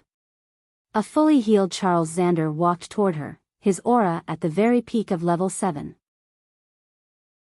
It's done, the wings said in a relieved tone. Boom! 7 distinct auras shot out from V-Varian's body, then were quickly hidden. V-Varian clenched his fists, feeling the tremendous strength surging through him. In the blink of an eye, the world had changed completely. His body was brimming with power, and he could perceive the space around him. His mind was crystal clear, and his memory perfect. A vast vitality flowed through his body every second. My powers, finally. Varian fist-pumped the air. Boom! The air exploded, and the shockwave reached every corner of the room. Thank you very much, Varian patted the wings and smiled. It's not much, really, the wings twisted, as if embarrassed, before saying, but it took a bit longer than I thought. Varian's hand froze at those words. He recalled that at the time the altar was off. For his mortal self, it had been a blink of an eye. But for his current self, it's a significant amount of time. Varian's brows furrowed, and an ominous premonition spread in his heart. I didn't mess anything up, right? He had to go up to be certain. As he was about to bid farewell to the wings, he caught a glimpse of the third altar. The white altar, engraved with a pair of wings and a halo overseeing the entire solar system. Varian's mind raced, and he quickly asked the wings, "Hey, what does this do?" "It?" The wing's voice trailed off before it said, in an embarrassed tone, "It's supposed to be my home. It's where heavens will resides." Varian raised a brow in surprise. Heavenswolf was a common term for an average citizen across the Federation. Like all things in popular culture, Heavenswell had a collective belief. It was seen as an all-seeing, all-powerful, and all-knowing entity, resembling the heaven from old Earth's myths and legends. Therefore, it was believed to have no physical form. So, when Varian discovered that Heavenswell might actually reside in an altar, his worldview was shaken. Well, you can say that. The wings moved up and down, as if nodding. Varian took a deep breath, pushing his doubts aside to address later. He didn't know the situation above, so it was best to go up as soon as possible. But there was one thing he needed to ask. Can you remove the restriction on the ghost ship? Varian asked, pointing to his finger. No one else would have noticed, but the wings were not just any entity. They quickly exclaimed, so this is where the suppression was coming from. Huh? Varian sounded confused. Scion, Heavenswell was suppressing something on you. I was puzzled because I couldn't find anything from a basic glance, and I didn't want to intrude on your privacy. So? Varian nodded, then furrowed his brows. Can you remove the suppression? I really need Boo back. Well. The wings remained still, falling silent. Varian was eager and wanted to urge the wings to hurry, but he hesitated, fearing something might go wrong if they rushed. Ha! Varian took deep breaths to calm himself, but his heart continued to race. Each passing second felt like hours. Time. It's almost 3.5 seconds already. Varian nearly screamed, finally unable to help himself. Hurry up. The wings suddenly flapped, as if coming out of a daze. With one flap, they stood in front of his face. I can do the same as I did for the previous altar.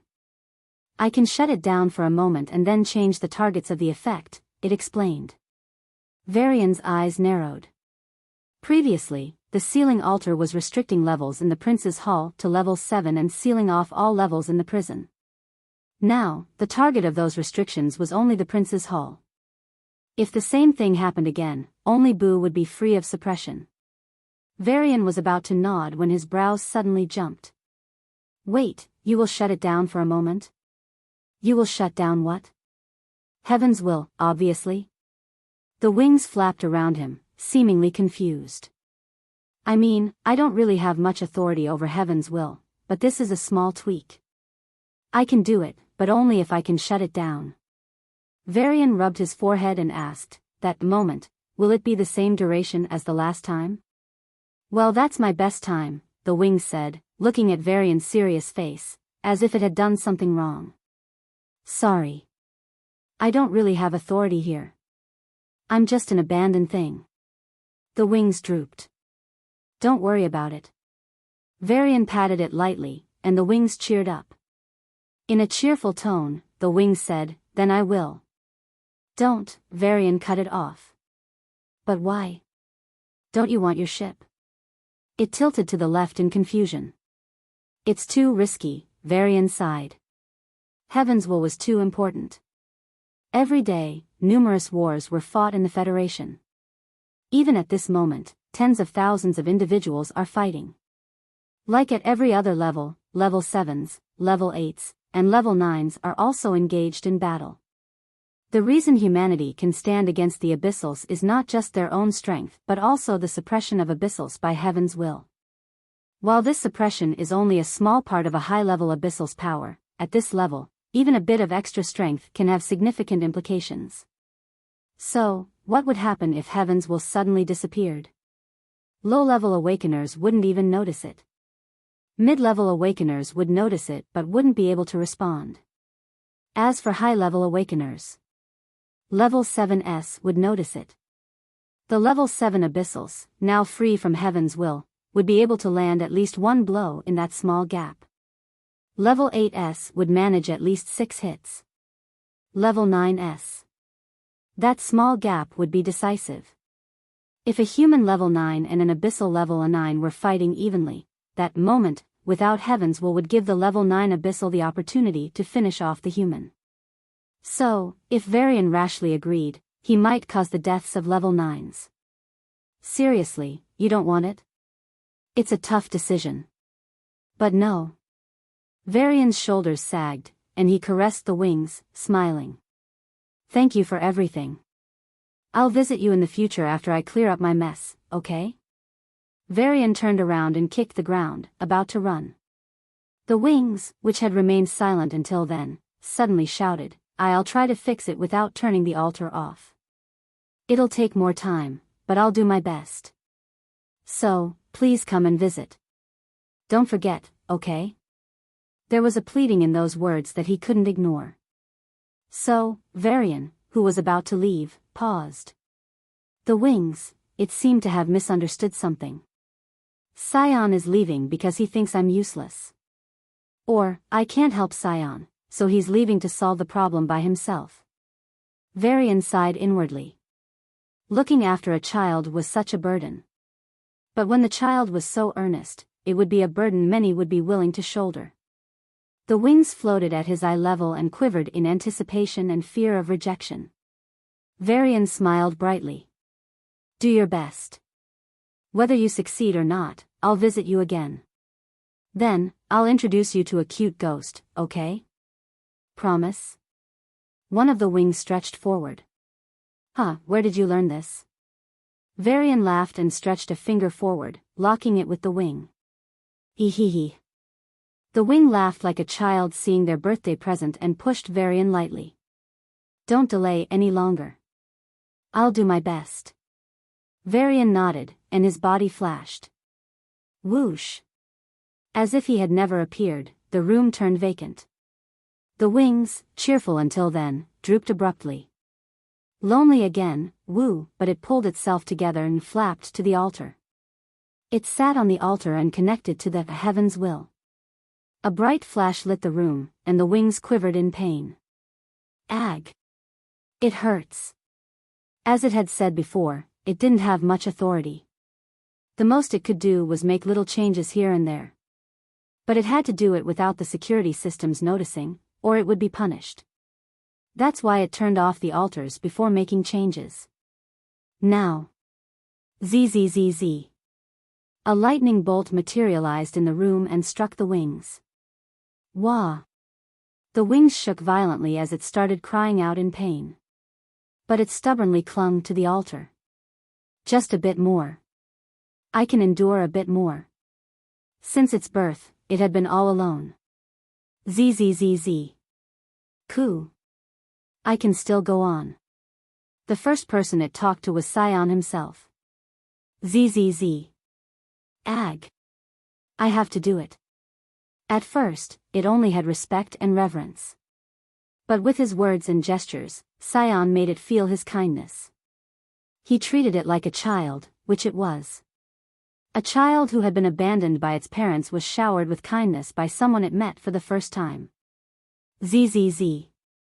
I'll see you again, Scion. They promised. Its first promise. It would uphold it at any cost. In the throne hall, a woman in black stood resolutely. Her legs struggled to support her, and her arms sagged as they grew heavier. Every time she swung her sword, blood spilled from her wounds, painting the stage red. Her attacks were nullified with ease, and a huge white claw reached her in the blink of an eye. Enigma raised her sword and gave everything she had to defend herself. Her mind powers pulled the giant wolf into an illusion, her gravity powers repelled the white claw, and her dark powers created a barrier of darkness. This was the best she could manage. Despite her heavy injuries and exhaustion, Enigma's attacks would have been enough to repel any normal peak level 7. While her opponent wasn't a monster like V-Varian, he was definitely not ordinary. Experience the despair. A cold, rough voice filled with hatred and glee thundered in her ears. Through the wall of darkness, Enigma saw a pair of green eyes, almost mistaking them for green flames. Even though those eyes were shaking violently, they were brimming with clarity. He broke the illusion too fast. Enigma gritted her teeth.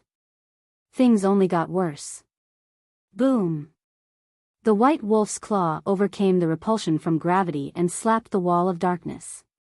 At the same time, it opened its mouth and bit into the wall without hesitation. Gravity. Darkness. Enigma's eyes widened, and she hurriedly built a dark cocoon around herself for protection when. Gotcha! Her barriers struggled fiercely but only for a moment. Then, like bubbles popping, they broke down in an instant. As the wolf's head inched closer and closer, Enigma felt a sense of frustration building inside her. Why? Things were turning out just fine. If that incident hadn't happened, she would have tortured Charles to the point he would have fainted 6 times by now. But it did happen. There were no warnings. No explanations. Enigma felt like a fool bullied by the ruins. I hate you. I don't want you to win. What can you do? What can you do? It seemed that not only the normal world but even the ruins hated her. A wry smile played on her lips as Enigma's calm eyes saw the wolf's head finally reach her. In the final moment, she twisted her body and dodged what would have been a crushing bite to her neck. Boom! But when the wolf's head fiercely turned to the side and head-butt her, Enigma was sent flying. The skin on her shoulder split open, and a deep cut in the shape of nails appeared in her flesh. Blood spurted from her black dress, dyeing her upper body red. Ha ha ha. Didn't you look at me condescendingly a few minutes ago? Where did that attitude go? An arrogant roar echoed, and the stage shook violently as if kicked by an unseen force. With an explosion, the white wolf closed the distance between it and Enigma. The dynamics of the fight indeed changed from that moment. The moment he drank that drop. Once he drank that drop and reached peak level 7, Charles experienced a major boost in strength. His injuries were completely healed, and he was at his strongest. Yet, if Enigma had faced that Charles when she first entered the Prince's Hall, she would have won. Peak level 7 or high level 7, Charles still paled in comparison to Enigma. But the game-changing factor had been the numerous battles Enigma fought up to that point. First, she fought Dwayne and his 2 teammates. Then, she had to face Nora, Curtis, and Jamie, the strongest level 7 geniuses. Shortly after, she had to deal with 2 level 8 geniuses. Without any break, she had to fight the frenzied mob of level 7s and level 8s who tried to eliminate her. After all that, she fought the remaining members of Charles's team and eliminated them. There were too many battles with no time to recover. Despite her great strength, Enigma was severely strained and significantly injured by the time she fought the reborn Charles. Even then, she fought him for several minutes. But in the end, she couldn't hold on anymore. I can't even teleport from here. Enigma bit her lip as she glanced at the white wolf opening its mouth to rip apart her torso. Erg. Forcibly twisting her body, Enigma stretched her sword against the wolf's mouth and poured all her mana into the weapon. Whoosh. The sword lit up and gave off a brilliant light. Gotcha. It blocked most of Charles's bite. Enigma was able to withstand the rest on her own. Still. Gotcha. Cracks spread on the blade, and her sword turned to dust. Enigma barely managed to land on her feet when the wolf reached for her neck once again.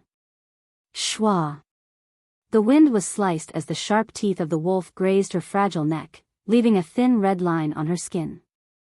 The hair on her neck stood on end, and Enigma realized how close she was to death. Should I quit?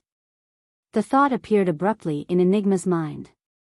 Indeed, if she just said, "I quit," she would be teleported out of this place and into the royal garden. Her life would be safe. But Enigma looked at the silver throne and gritted her teeth. V-Varian had fallen into the darkness, and she didn't know where he was. She thought he'd be safe with the ghost ship. But he hadn't appeared even after an hour. She didn't want to assume the worst. But even in the best possible case, he was in trouble. The only way to save him would be for the prince to take the throne. She didn't even know if it was possible. But she did know it was her only chance. That's why. I must win. Enigma gritted her teeth and brandished another sword.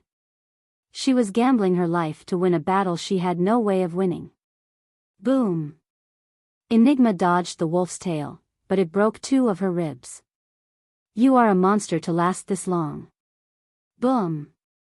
Enigma leaped to the side to avoid the 2 claws, but her tired body delayed her reaction. 3 deep cuts appeared on her back as Charles's nails dripped with blood. But even monsters have limits. Boom! Enigma couldn't dodge the clenched paw. Like she was hit by a hammer, her insides shook, and she collapsed. The giant white wolf loomed over her and raised its paw. This is your limit. Whoosh! Just as the claw swung down, a bright light filled the room. Charles's paw shot towards Enigma at a supersonic speed. Boom! The air burst, and shockwaves spread from his claw even before it covered half the distance. These shockwaves were dangerous enough to wipe out level 5s on contact. Whoosh! The claw, powerful enough to level a mountain, reached Enigma's face in the blink of an eye. Severely injured, Enigma's face was completely bloodied, and her tricolor eyes hadn't yet registered the attack. Just as the fingernails were about to pierce her eyes, they stopped abruptly. Zzz.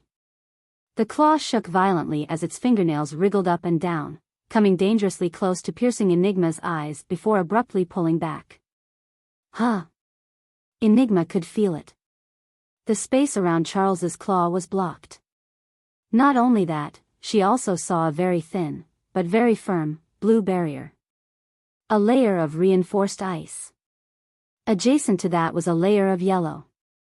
A lightning barrier. And as if that wasn't enough, she could also feel a mental power in her surroundings, entering Charles's mind and preventing him from moving his claw. Enigma's tricolor eyes suddenly shone, and she parted her lips in wonder. V-Varian. Whoosh!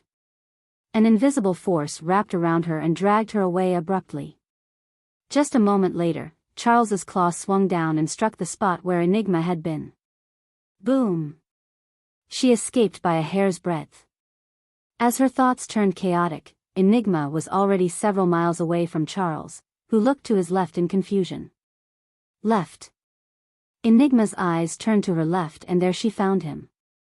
He wore a deeply apologetic expression before turning to face the giant wolf in the distance. Enigma, I'm sorry. I pushed you into danger. What are you saying? Enigma struggled to speak through her injuries, blood trickling from her mouth.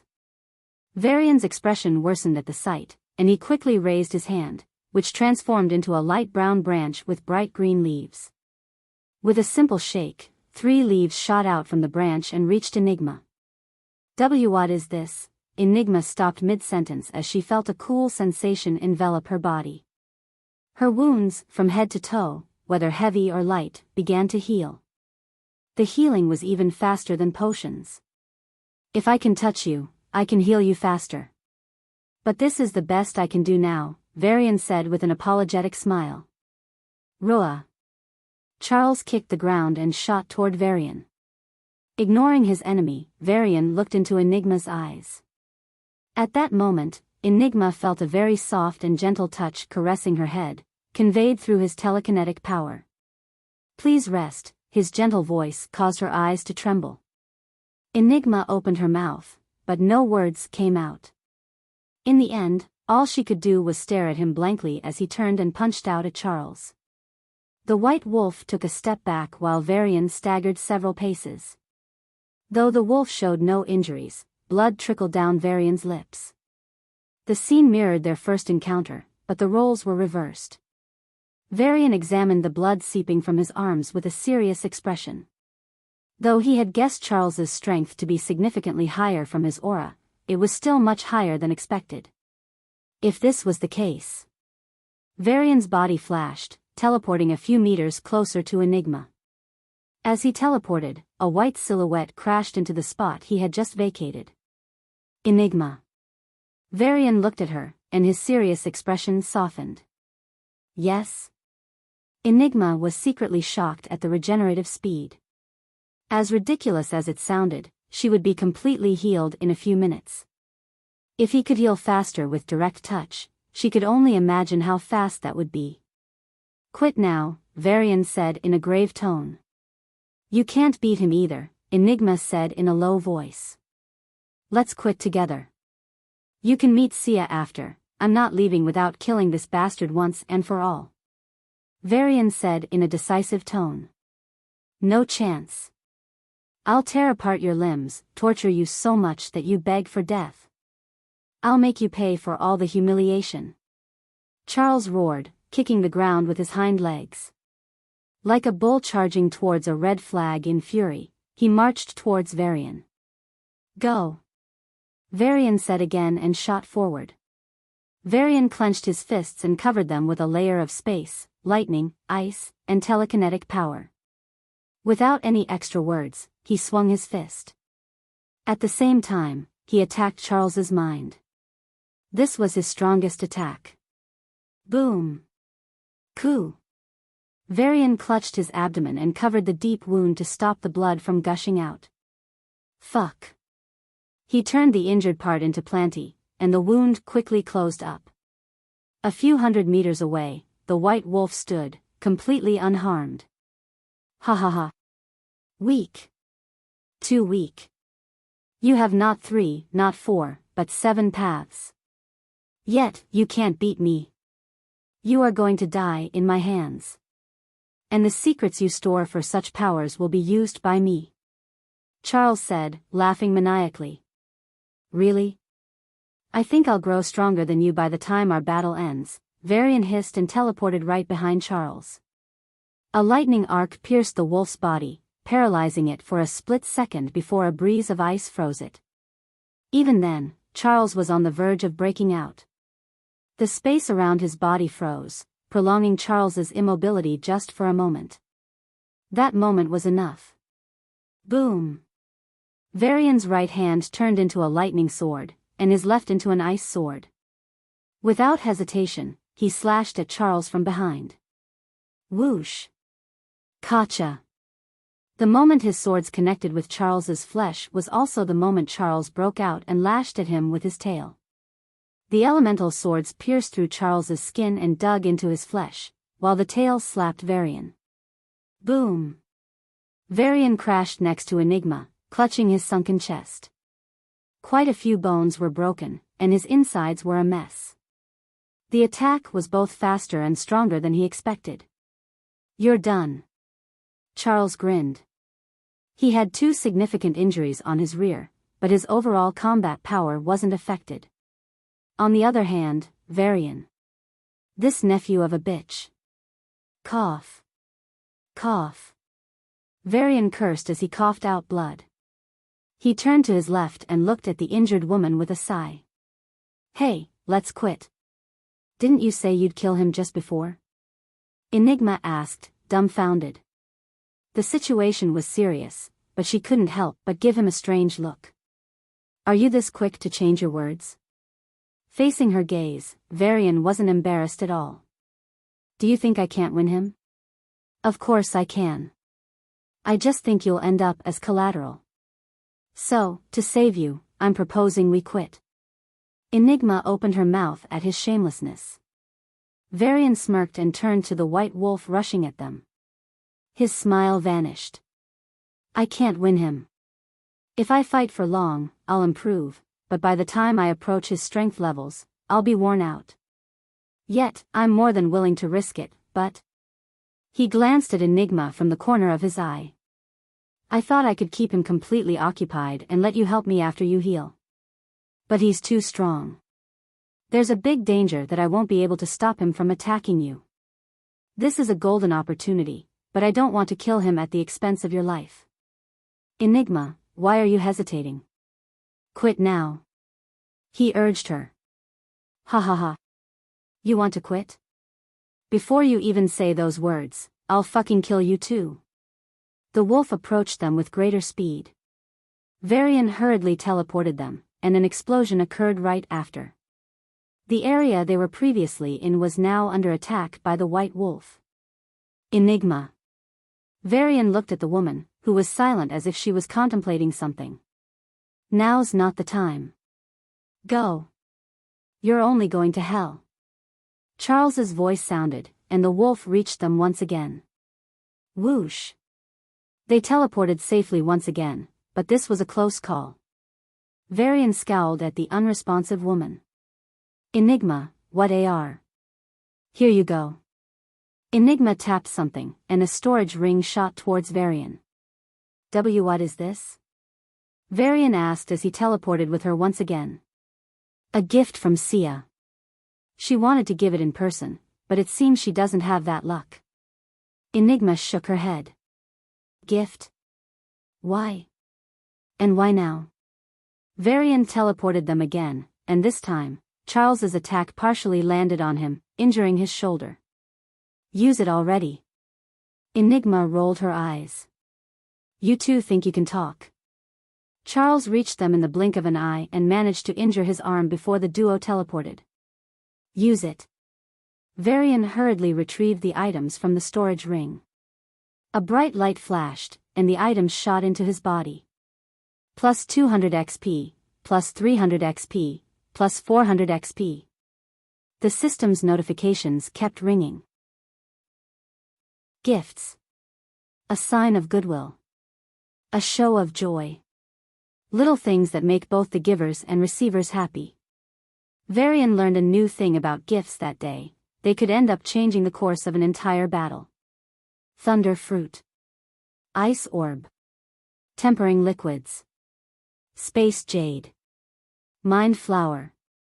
It was a meticulously prepared gift. Not only were these treasures suitable for a level 7 awakener, but they also covered all the divine paths he was currently awakened in. The result, which seemed like a lucky coincidence, was in fact the fruition of Sia's hard work. Sia. V-Varian breathed out lightly as the surge of strength finally subsided. Without even consciously trying, he felt a significant difference in all his senses. It was a clear sign of his improvement. Why, you just swallowed the treasures. Even I take days to digest all those treasures. Charles, in the form of Lycos, growled. While his eyes blazed with fury, his voice lacked confidence. After learning his own talent was artificial, his self-esteem crumbled, and he couldn't help but fear those who might have far better natural talents. V-Varian, as the wielder of 7 divine paths, was the very definition of such talent. So, Charles hoped it was false. A few treasures like that. Charles kicked the ground with his hind legs and leaped forward. With a single dash, he covered 2 miles in a flash and swiped his claw at V-Varian. Won't make any difference. Boom. The air was torn apart as the claw reached V-Varian's face and was about to pierce through his eyes. But V-Varian merely took a step back and kicked out. Gotcha. Following the sound of bones cracking, a white body crashed onto the stage, far away. What the hell? Charles stood up in shock and fear. His underbelly was bleeding, and the pain from his broken ribs spread across his body. The treasures do make a difference, it seems, V-Varian said with a cold smile. A blue screen flashed in front of him. Superhuman level 7, 7K/10K, plus 3K. Space level 7, 7K/10K, plus 3.5K. Lightning level 7, 7K/10K, plus 3.5K. Plenty level 7, 7K/10K, plus 3K. Psychic level 7, 7K/10K, plus 3.5K. Macrokinetic level 7, 4K/10K, plus 1.5K. Water level 7, 7K/10K, plus 4K. All of Varian's paths, except for macrokinetic, had jumped to the high end of level 7. Feeling the immense strength in his grip, Varian had an urge to roar and battle. And he did. Nephew of a bitch. Varian's body blurred, and he appeared right in front of the white wolf. And no. This is false. You haven't absorbed those tree. Slap. Varian slapped the wolf's face, using only the power of his body combined with layered space and macrokinetic power to boost the speed of his slap. Cool. Charles's face was forced to the left as he spat out 4 teeth and a mouthful of blood. Slap. I fucking did. Varian slapped again, and Charles's face flipped to the right. 4 more teeth fell with the blood. Slap. Do you still deny? 3 teeth. Slap. Speak up, huh? 5 teeth. Slap. I'm talking to you, humanity's greatest genius. 8 teeth. Cool. Charles's face lowered as he whimpered in pain. Varian grabbed the wolf's jaw and forced it open. All the teeth were gone, and the once ferocious wolf was now toothless. The giant wolf tried to whimper but was suddenly cut off. Slap. Varian slapped it again, and the wolf's head started to bleed. Putting another hand on its head, Varian lifted the wolf up. Woo! Woof! Woof! The giant wolf struggled violently. It could have broken free, as it had more physical strength than Varian. But Varian had more than just physical power. Zzz. Schwa. Hua. Arcs of lightning seeped into the wolf's body, chilling cold froze its muscles, and slowed its blood, and finally, the space turned rigid, restricting its movements. The same combination had only stopped Charles for a moment earlier. But now, it immobilized him completely. I want to make good use of her thoughtful gift, Varian grinned and slammed the wolf's body to the ground. Boom! The wolf's blood splattered, forming a bloodied outline of its body on the stage. Boom! Pieces of torn muscles and broken bones flew out as Charles's body heavily collided with the stage. Woo-woof! The miserable howls of the wolf begged for mercy. It was a tragic sight, but it only brought pleasure to Varian. Cry. You bitch. Boom. The left side of Charles's body was now completely sunken. His left leg and arm were broken, and all the ribs on that side were crushed. I can't tell the right side of your body from the left, right? Woo. Boom. Boom. With 2 more slams, Charles's body was compressed. His whole body was riddled with injuries, both large and small. Every bone in his wolf form was broken, except for his skull and spine. The area around them was now covered in sticky, warm, and crimson blood. How did Y, MFFF. Varian stepped on Charles's broken mouth, preventing him from speaking. Then, he stomped on him, again and again, even as Charles's eyes turned bloodshot and he began to beg for mercy. Within a few seconds, Charles was on the brink of death, and his transformation wore off. A mutilated and bloodied blonde man knelt before Varian, his head hanging low. Kneel and apologize, Varian suddenly said. Uh-huh. Charles groaned in confusion, still reeling from the excruciating pain. You said those words to me. Varian took a deep breath and looked down at the man he once had to look up to. Now, he knelt in front of him, utterly defeated. His strength, his connections, his background, none of it had saved him. The inevitable had come to pass. Charles, I vowed to take the throne from you, Varian smiled, pointing to the prince's throne in the distance. Even though it's not the throne of the Academy, I still ended up taking it. Charles trembled fiercely as he recalled the distant memory. Back then, he had dismissed it as the rant of a delusional dog. Now, the humiliation filled every fiber of his being, destroying his fragile self-esteem. Kill me, Charles said, blood oozing from his mouth. V-Varian smiled brightly. I have a better idea. Hey, V-Varian shouted into the empty air. Enigma, still on the ground, tilted her head and looked at him in confusion. As I thought, absorbing so many treasures at once is a bad idea. She still needed some time to stand up properly. Hey, if you can hear me, how long until you lift the ban on the ghost ship? V-Varian shouted again. Charles's vision was hazy, and he was almost on the verge of fainting, yet he stared at V-Varian with an intense gaze. Just a few seconds earlier, V-Varian had tried to put him inside the ghost ship but failed. Charles felt both relieved and terrified at the same time. I'll try to kill myself once I can. He didn't want to live a life full of humiliation. He had failed his aunt. He couldn't even beat a guy who was just level 2 3 months ago. Now, he couldn't even clench his fists in frustration. He couldn't feel his arms at all. Nor could he grit his teeth in rage. He had lost everything. Hey, stop staring at him like that. A cold voice snapped him out of his daze, and Charles's eyes moved to the woman in the distance. Keep staring, and I'll gouge your eyeballs out. Charles closed his eyes reflexively, then realized how cowardly he must have looked. He was really afraid. Unaware of these two, V-Varian kept calling. I don't want to kill him, and if he quits, his people might be waiting in the royal garden. So, lift the ban on the ghost ship, pretty please? Finally, the innocent yet cheerful voice sounded directly in his head. Scion, you're making things complicated, it complained. But I really can't help it.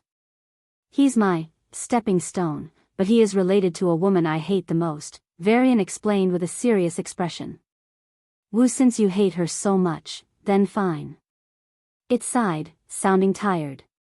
Sorry about that.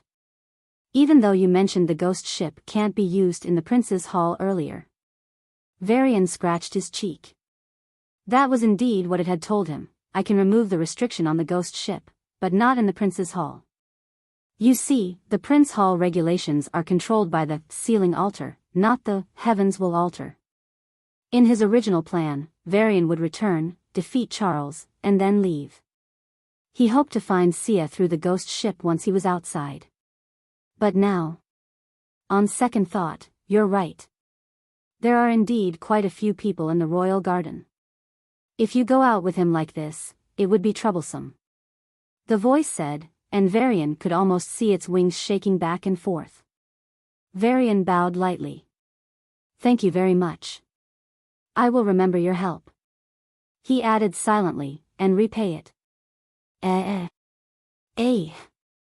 Don't do that.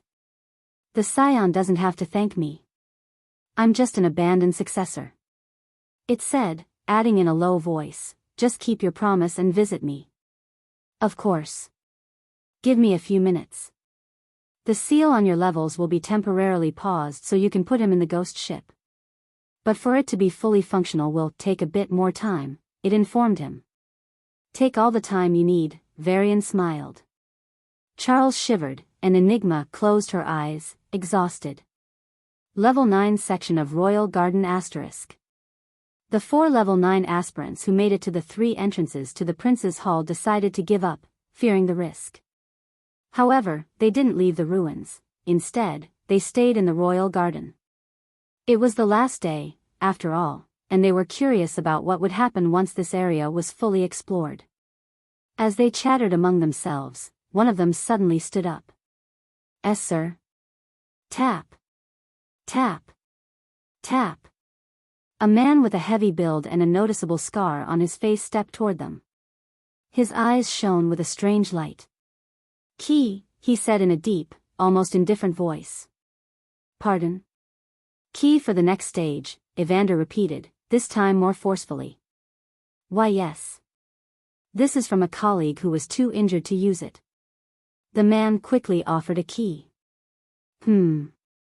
Evander took it and walked toward the giant entrance. The man who offered the key slumped like a deflated balloon. The other 3 men exhaled. They had been holding their breath. They looked at the man's back once again, doubting their sight for the 11th time. Meanwhile, Evander had already reached the 3 gates. Late guest, huh? What would you choose? Strength? Wit? Strength and wit? The old man in purple asked. Without a word, Evander entered the strength door. On a planetoid far away from Mars, in the pavilion of a beautiful garden, Creo sipped a rare tea as he studied the hologram in front of him. He entered the ruins. We gave him the key to the valley. He entered the valley. He entered the garden. He entered the 3-gate area. We can't find any more information. Creo put down his teacup and hummed. So, the 3-gate area, that's where I lost contact. The pendant on him had stopped shining a few moments ago, which was when Creo lost the link to Evander. Though his command was already fed into Evander's mind, Creo couldn't control him like before. He won't be able to break my command, Creo said, not a trace of worry in his voice. Breaking the command he personally engraved into Evander's mind was almost impossible. Except for the sovereigns, no one had the slightest confidence in attempting such a feat. In a few minutes, I'll have Enigma's head, Creo smiled. His scientists also promised they could create a potion to increase talent if provided with Enigma's corpse. That was also part of the deal with Julius. Oh right, happiness must be shared. Creo slapped his forehead and tapped his calm. After a few seconds, Julius appeared, wearing casual clothes drenched in green blood. Apparently, he had been on a planetoid, cleaning up trash. What is it? He asked bluntly. Evander just went in. He'll be out with Enigma and V-Varian's heads in a minute, Creo stroked his beard and boasted. Julius' eyes flashed. Instead of the expected smile, he growled, did you consider he could escape? Escape? How? Creo raised a brow. Even if V-Varian reached level 7, he was powerless in front of Evander. So was Enigma. There was no way they could escape. Creo's eyes suddenly widened. Ghost ship? Yes. Due to their habit of viewing the ruins the same way for decades, they had neglected this possibility. Damn. What should I do? Creo stood up abruptly. The call ended, and only the cold voice of the strongest sovereign remained. I'll go there personally. The few minutes that passed in the prince's hall were filled with silence. V-Varian stared at Charles with an intense gaze, planning all the treatment he would bestow on Roxana's surrogate. Ideally, it would be better if he asked Sia about what she faced and inflicted 10 times, no, 100 times worse pain on Charles. But I don't want to ask her, it's too cruel.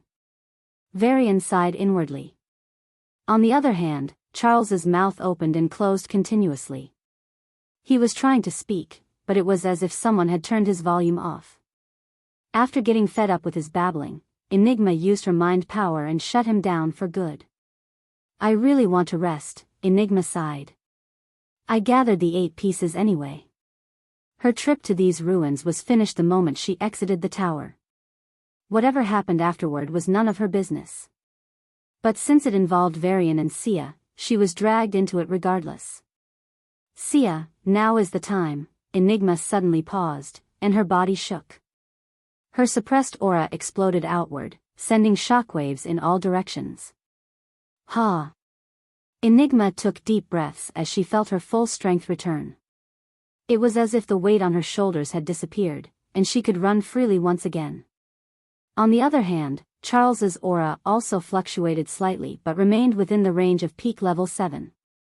Despite taking such a precious treasure, he failed to reach level 8. Enigma could sense an enormous amount of energy within his body. That idiot, he only digested less than 5%.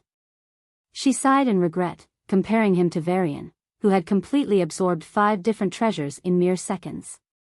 As expected, Charles was no match for V-Varian. Despite having similar levels, there was a world of difference between their talents. In fact, there was a divide between them that something like talent could hardly bridge. She couldn't explain it without an analogy. If everyone was crawling, then geniuses would be the ones walking. Among them, Charles would be running. But Varian would be flying. Even though Charles was better than the rest, he still belonged to the land. Varian, on the other hand, had broken that boundary long ago. He belonged to the skies. Such a man is really. With another sigh, Enigma twisted her feet as she felt the broken bones heal. Pop! Pop! The sounds of bones popping rang out from her body, prompting a glance from Varian. Enigma returned an indifferent gaze. Should I explain that it's nothing, Master? Varian's surprised voice snapped her out of her thoughts. The three members looked at the middle-aged man in a slightly bloodied dress on the metal sheet, as he was slowly brought toward the stage. Enigma's fists clenched, and she was about to raise her hand when Evander's face crumpled. Something happened to Sarah.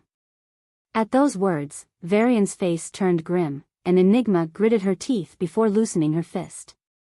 What happened? Varian stepped forward and tried to pull Evander. But only the ban on their levels was lifted. The rule that one cannot apply powers on people who are yet to reach the state still applied. Evander lowered his head, and his long hair covered his eyes. No one could see his eyes, so they didn't notice the chilling darkness and indifference. Instead, they only saw him biting his lips hard enough to draw blood, clenching his fists so tight that his nails dug into his flesh, and blood started slipping between his fingers. Sarah was kidnapped, Evander said, his body shaking violently. Varian's heart sank at his words, and he gnashed his teeth. All the happiness from crushing Charles vanished in an instant. He stepped forward and asked in a voice that resembled the growl of a beast, who? At his words, Evander's shoulders drooped, and Varian already had an answer in his heart. To make arguably the strongest peak level 9 despair, there was only one possibility, Julius or Creo. Varian's voice was so cold that Charles's face paled just from hearing it from the side. Creo, Evander said, as if exhausting all his strength, and collapsed onto his knees. Fuck. Fuck. Fuck. Varian clenched his fists and cursed in rage and frustration. Enigma's brows furrowed as she kept glancing between Varian and Evander. Her mind was quickly processing a lot of things. During their friendly time alone, Sarah had once told her about her destination. It was strange for her to be abducted there. But if the person in question was a psychic sovereign who could read minds, hypnotize high awakeners, and grab any secret he liked. Ha ha. A hee. A burst of broken laughter leaked out of Charles's mouth as he watched Varian's state. Despite his broken, injury-filled body, he only felt joy seeing the person who crushed him now crushed in despair. Varian raised his head and locked eyes with Charles. The calmness in his black eyes was gone, replaced by a mix of deep rage and indifference. Hyuk. Charles felt a chill down his spine, and his mouth shut without the use of any powers. Varian turned away, and his heavy breathing calmed completely. It was as if he hadn't been panicking and furious just a few seconds ago. Seeing this, Enigma sighed inwardly. This type of Varian was more terrifying than the one who yelled and lashed out. He suppressed all his anger and thought through things with chilling rationality. Master, how did you know this? Give me every last detail, Varian asked in a low voice. A deep sigh escaped Evander's lips as he finally reached the stage. She went to Jupit. Enigma's brows suddenly jumped, and she felt a foreboding premonition in her heart. Evander was exuding the same feeling from back then, back when he betrayed Sia. Stop, she yelled. But by the time her shout reached Evander, he had already raised his hand at the unsuspecting Varian. The aura of a level 9 radiated from his body, concentrating on a single palm strike. Ma? Varian's eyes opened in disbelief as he looked at the man in front of him. He couldn't react in time as the attack reached him in the blink of an eye. Just as Varian's head was about to be crushed, a silhouette flashed in front of him. Exclamation point. Varian's body moved on instinct. In fact, when Evander raised his hand and the aura exploded from his body, Varian had already retrieved his treasure and was in the process of activating it. However, his reaction speed wasn't fast enough, and he only managed to activate it after the attack. In an instant, a blue barrier enveloped Varian and the woman standing in front of him. But the attack had already landed straight on her face. Enigma. Varian yelled, running toward her on instinct, but his body froze as a sense of revulsion came from deep within him. The sound of something cracking echoed within the barrier. Enigma slowly turned around, crimson blood flowing from her forehead, down her broken mask, and splashing onto the floor. Her tricolor eyes looked at him with an indifferent gaze before they suddenly fluctuated. Her mask, which could withstand even level 9 attacks, began cracking incessantly from a single attack by Evander. Gotcha! It finally broke, revealing her face. Her hair turned brown, and her golden eyes looked at him with complicated emotions. V-Varian. She collapsed in front of him. The prince's hall shook violently, and the stage began to creak. Boom! Boom! Boom! The punches from the world's strongest level 9 landed on the barrier without mercy. With each strike, the bright blue barrier dimmed a little. The sheer force of the punches sent Charles flying to the end of the stage. Every time Evander clenched his fists, a small hurricane formed. Facing such a scene, even the toughest of men would despair. But his opponent didn't even spare him a glance. Sia. Varian muttered like a broken record as he collapsed on his knees, stretching his hands towards Sia. His hand, however, refused to approach her. Varian began to feel a strong repulsion from his hand. Fucking damn it. Varian hated his body more and more. Fortunately, his telekinetic power could touch her, and using it, he carefully held Sia to keep her from falling. He held her with the utmost care and looked at her with reddened eyes. She was looking at him with a wry smile, blood dripping from the injuries on her head. She didn't die instantly because the mask had absorbed a significant portion of the attack. Yet, facing a peak level 9 attack head-on, despite being a level 8, the consequences were severe: death. Varian choked on his tears as he hurriedly turned his hands into branches and used his leaves to try to heal her. It was futile. Evander's aura was wreaking havoc inside her body, destroying her from within. Her own aura couldn't withstand the onslaught and was suppressed. If Varian were at least a level 8 Planty Awakener, he could have tried to suppress that hostile chi, but as a level 7, his healing was unable to counter Evander's hostile chi within her. With each passing second, her condition continued to worsen. No. This is a nightmare. Varian felt the fluctuations in her body and bit his lip. Her life was hanging by a thread. This might as well be a nightmare. Why, you idiot. Varian closed his eyes as tears dripped down his face. Why did you? Sia struggled and lifted her arm toward his face to wipe his tears, but when she was about to touch him, his face flinched on its own. Sia's hand froze and fell powerlessly. With a wry smile on her bloodied face, she said, "I moved without thinking." Varian's heart ached as if someone was pricking it with a needle. He'd preferred this over the gut-wrenching pain. "Don't cry," she requested. Varian's body shook at her words, and he looked at her, tears streaming down his face. Sia. The girl of his dreams. The one he grew up with. The person he had forgotten. As he looked into her golden eyes, which seemed to have a million things to say, he wanted to tightly hug her and tell her they had an eternity. That's why. Hang on. I'll never leave you behind. Never again. So, please, hang on.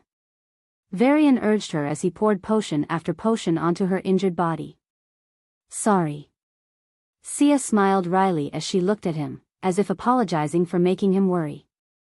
I was really afraid to see you, she said in a tired voice. The potions continued to seep into her, but her vitality kept weakening. Nothing seemed to be working. No. No, no. V-Varian scrambled in the small barrier space, racking his brain. Her injury itself wasn't the main problem, it could be healed through his plantiform and potions. It was the destructive chi inside her. It really hurt, seeing you forget me. I withstood Roxana's torture, but I can't bear you forgetting me. Sia's golden eyes started to tear up. Please stay alive. You can punish me for making you cry, okay? V-Varian pleaded in a desperate tone. I really wish I could. Sia tried to smile, but her face grimaced as her skin cracked, and blood started to pour out. Her beautiful face was now painted red. Arg. V-Varian flinched as if he were facing the pain himself. To solve peak level 9 chi. V-Varian's mental sense locked onto the man outside the barrier for the first time. Evander's eyes were filled with complete indifference. His face was so stoic that he resembled a machine more than a human. V-Varian had a gist of what was going on and yelled, "Stop it." Boom. Boom. Evander replied with 2 dangerous punches, and the barrier dimmed again. Master. Snap out of it. We need your help, he requested. Boom. Boom. Please. Save her. She's on her last breath, he pleaded. Boom. Boom. You son of a bitch. Do you think you can face Sarah again? He snapped. Boom. Evander's punch slowed, and his face showed a trace of confusion before he resumed. V-Varian spotted the change and his heart grew hopeful. Sarah will hate you. Boom. Evander's punch weakened. Now, he was barely using the strength of a peak level 8. Sia is Sarah's best friend, V-Varian said, his eyes locked with Sia's. Boom. Evander's breathing turned haggard. His punch strength was barely at level 8, but he didn't stop. The barrier was now almost transparent and would disappear at any moment. V-Varian gritted his teeth and turned to Sia. Say, I quit. Let's get out of here, Sia said, shaking her head softly. Evander would do the same once they acted, and with his faster reaction time, V-Varian wouldn't even be able to use the ghost ship before they were killed. So, the only way. Sia's gaze shifted between V-Varian's tearful face and Evander's confused one. Her heart stirred with emotion, and she opened her mouth. Master. V-Varian's eyes widened, and Evander's body stiffened. His punch blasted through the air, aiming for V-Varian. The blue barrier vanished, and his fist reached V-Varian's face in an instant. Sia's weak voice, filled with pain and hope, sounded like a plea. Don't betray him, like you betrayed me. Thump. The fist, inches from his face, stopped abruptly. V-Varian's eyes widened as Evander collapsed, clutching his head. Tears of blood started to leak from his eyes as the High General of Earth gritted his teeth. Master. V-Varian looked at him, then at Sia, unsure of what to do. He was worried about Evander, but mostly, he was afraid of losing Sia since Evander wasn't in the right state to help her. We need to get out of here first, V-Varian thought, gritting his teeth. Outside, he could ask Sovereign Irene for help. Yes. If it's her. Master, say, I quit. V-Varian shouted anxiously. Arg. Evander clutched his head, crying. Sorry. Sia. I'm disgusted by myself. I am ashamed. Sarah doesn't know. Don't hate her. Evander couldn't respond. The fact that he managed to break the control over his mind was shocking. The only reason he could do so was because of a strong regret about his actions. A regret strong enough to resist his natural actions. V-Varian swiftly turned to Sia. I'll look for him later. Let's go now. Sia shook her head softly. If something happens to him, Sarah will hate you. Are you crazy? Varian roared in rage, his eyes shaking violently. You're on the verge of death. Damn it. I'll save you first. Sia pursed her lips. She was stubborn as he was. He would have appreciated it any other time, but now, Varian was almost on the verge of exploding. Fuck. Varian shouted at the top of his lungs. When is the ghost ship ready?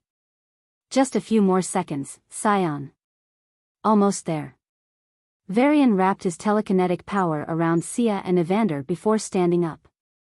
Sia, we need to have a good talk after you're fine, Varian said lightly. Sia flinched. You're scaring me. Varian smiled for the first time. If you're really scared, you won't act so stubborn, right?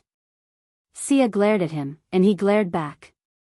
In the end, they both smiled. It's really like a dream, Sia sighed. Seeing you talk to me like this, it's been so long. I really don't know anymore. I don't want it to be a bad dream, so make sure to stay alive, okay? Varian's telekinetic hand gently patted her head. Stay alive, is that what you really say to a dying patient? Like, how do I even do that? Sia said with an exasperated tone. Even though she had trouble speaking, she seemed to be enjoying it. Well, Varian rubbed his chin at her words. What else can I say? Promise me something? Sia's eyes glinted with a mischievous light. Varian's heart both warmed and stung at the sight. Though neither of them said it out loud, they could feel the pain in each other's eyes. That's why this small talk filled them with so much joy. It was as if they had returned to the days when their biggest problems were school homework and that day's lunch. I'll promise you anything, Varian said abruptly, and Sia's eyes shone brighter. But he quickly remembered something and added, as long as it's not anything weird. Ow wow, Sia sighed as if it were a pity and glared at him. So my plan of seeing you and Booze get up failed, huh? Heh. Little girl, I'm not the one to fall for your tricks, Varian smirked. Bully. Bully. Bully, Sia's lips curled into a smile. The air suddenly shook, and Varian's eyebrows jumped. His face, which had been smiling, was now filled with tension. Only now did the tension ease as he laughed out loud. The ghost ship is ready. Let's G. At that moment, however, a terrifying aura enveloped the prince's hall. Varian used all his powers to form a protective layer around Sia. His eyes, which had been locked with Sia's since the beginning, suddenly shook and conveyed what he wanted to say it now. Sia understood the severity of the situation and didn't oppose him anymore. The next moment, both Varian and Sia opened their mouths. I chew, but before they could finish, the sinister voice of Julius Xander rang out. All pray in one place. Standing on the stage, the strongest sovereign casually punched out. Boom! The space exploded, and the wind shattered as death reached them in the blink of an eye. Varian and Sia couldn't even react to the attack. Forget the level 7 Varian, even Sia, a very strong level 8, barely registered the crumbling of space. Both of them only managed to say, I chew, out of the necessary, I quit. They just needed a slight moment, the blink of an eye, a fraction of a second to recite those last letters. Boom! The attack didn't give them that chance. If it had been just a split second late. Space was crushed, the wind was blown away, and a vacuum was formed. Due to the sheer speed at which the wind was displaced, the temperature of the air skyrocketed. Boom! As if a small nuclear bomb had been set off, an explosive phantom fist packed with tremendous energy reached the duo. A bright light filled the hall, and the stage started cracking. Ika, Julius's lips raised in satisfaction. He already knew what would happen. The attack got them just a moment before. What? Julius's figure blurred, and he reached their location in an instant. The phantom fist that was about to crush Varian and Sia was held by two bloodied hands. Kuarg! Evander yelled as he pushed back against the phantom fist. He never intended to defeat it. From the moment he sensed the horrifying aura, his intention was to delay it. Arg! Evander channeled all the chi in his body as he gritted his teeth. His shirt tore instantly, and his muscles bulged. SSSS. The phantom hand pushed him back, and even after using his full strength, Evander was being forced backward. His skin tore, and blood spilled from his arms. His muscles ripped apart, and his bones shattered like soap bubbles. All his internal organs churned, and everything inside him became a mess. But Evander did the impossible. He held the phantom fist for a brief moment, delaying the attack of the strongest sovereign by a split second. V-Varian and Sia managed to finish their declarations thanks to him and disappeared right away. The next moment, the phantom fist blasted Evander. His body bent into a strange arc as he was hurled into the endless darkness. You! Julius clenched his fists, his anger flaring. If he had focused on Evander from the start, he would have prevented him from even attempting the attack. But the reason he hadn't was... Urgh! A desperate scream echoed from Charles Xander. Boom! The attack of the phantom hand sent terrifying shockwaves across the stage, finally reaching him. F-fath. Charles looked at his father in desperation. Julius glared at Charles for a split second, then snorted and said, I quit. What? Charles's eyes shot wide open as a chilling realization crept in. His eyes turned bloodshot, and he glared at his father. I hope you die a dog's death. Charles's words stopped abruptly as the aftermath of the attack destroyed every inch of his body. Even as his head exploded into pieces, Charles remained glaring at Julius. He couldn't believe that his death came at the hands of his own father of all people. A light enveloped Julius, and he vanished into the royal garden. Master. V-Varian's mind was filled with the figure of the man who had stood up to save them at the last moment. But he had a more pressing issue now. Where are we? V-Varian's brows furrowed as he sensed the auras. Level 7, Level 8, Level 9. He held Sia carefully with his telekinetic power. She, too, spread her mind sense and furrowed her brows. They seemed to be in a large clearing in the middle of a giant forest. There were many terrifying auras in the vicinity, some of which even surpassed Evander's. The place sent shivers down their spines. Apparently, the exit was different from the entry. The giant blue vortex a few miles away reinforced his belief. He didn't know where it would lead, but since he and Sia ended up here despite their different levels, it must be a common exit. That bastard. V-Varian's brows jumped, and he put all his strength into his legs and telekinetic power. Sia, let's go. Sia only had time to nod before they shot towards the vortex. Boom. Boo. Wake up. V-Varian yelled at the ghost, which started to tremble. It wasn't just Boo, the ghost ship itself began to light up bit by bit.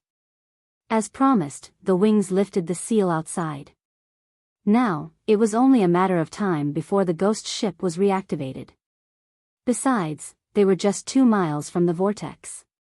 V-Varian's heart was still tense, but seeing the ghost ship start its basic functions alleviated some of his worry.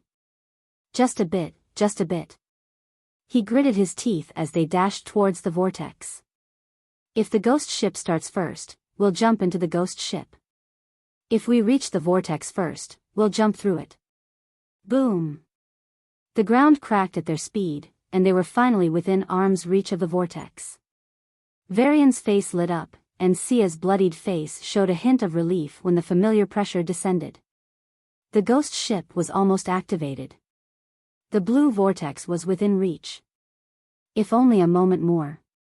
V-Varian's face contorted, and he pushed Sia in front of him. This way, she'd be the first to enter the blue vortex. Sia's eyes widened at the realization, and her face paled. Gee, V-Varian didn't even have the time to say, go, when the space exploded in the distance. Julius' killing intent locked onto the two, and he kicked the ground. Whoosh.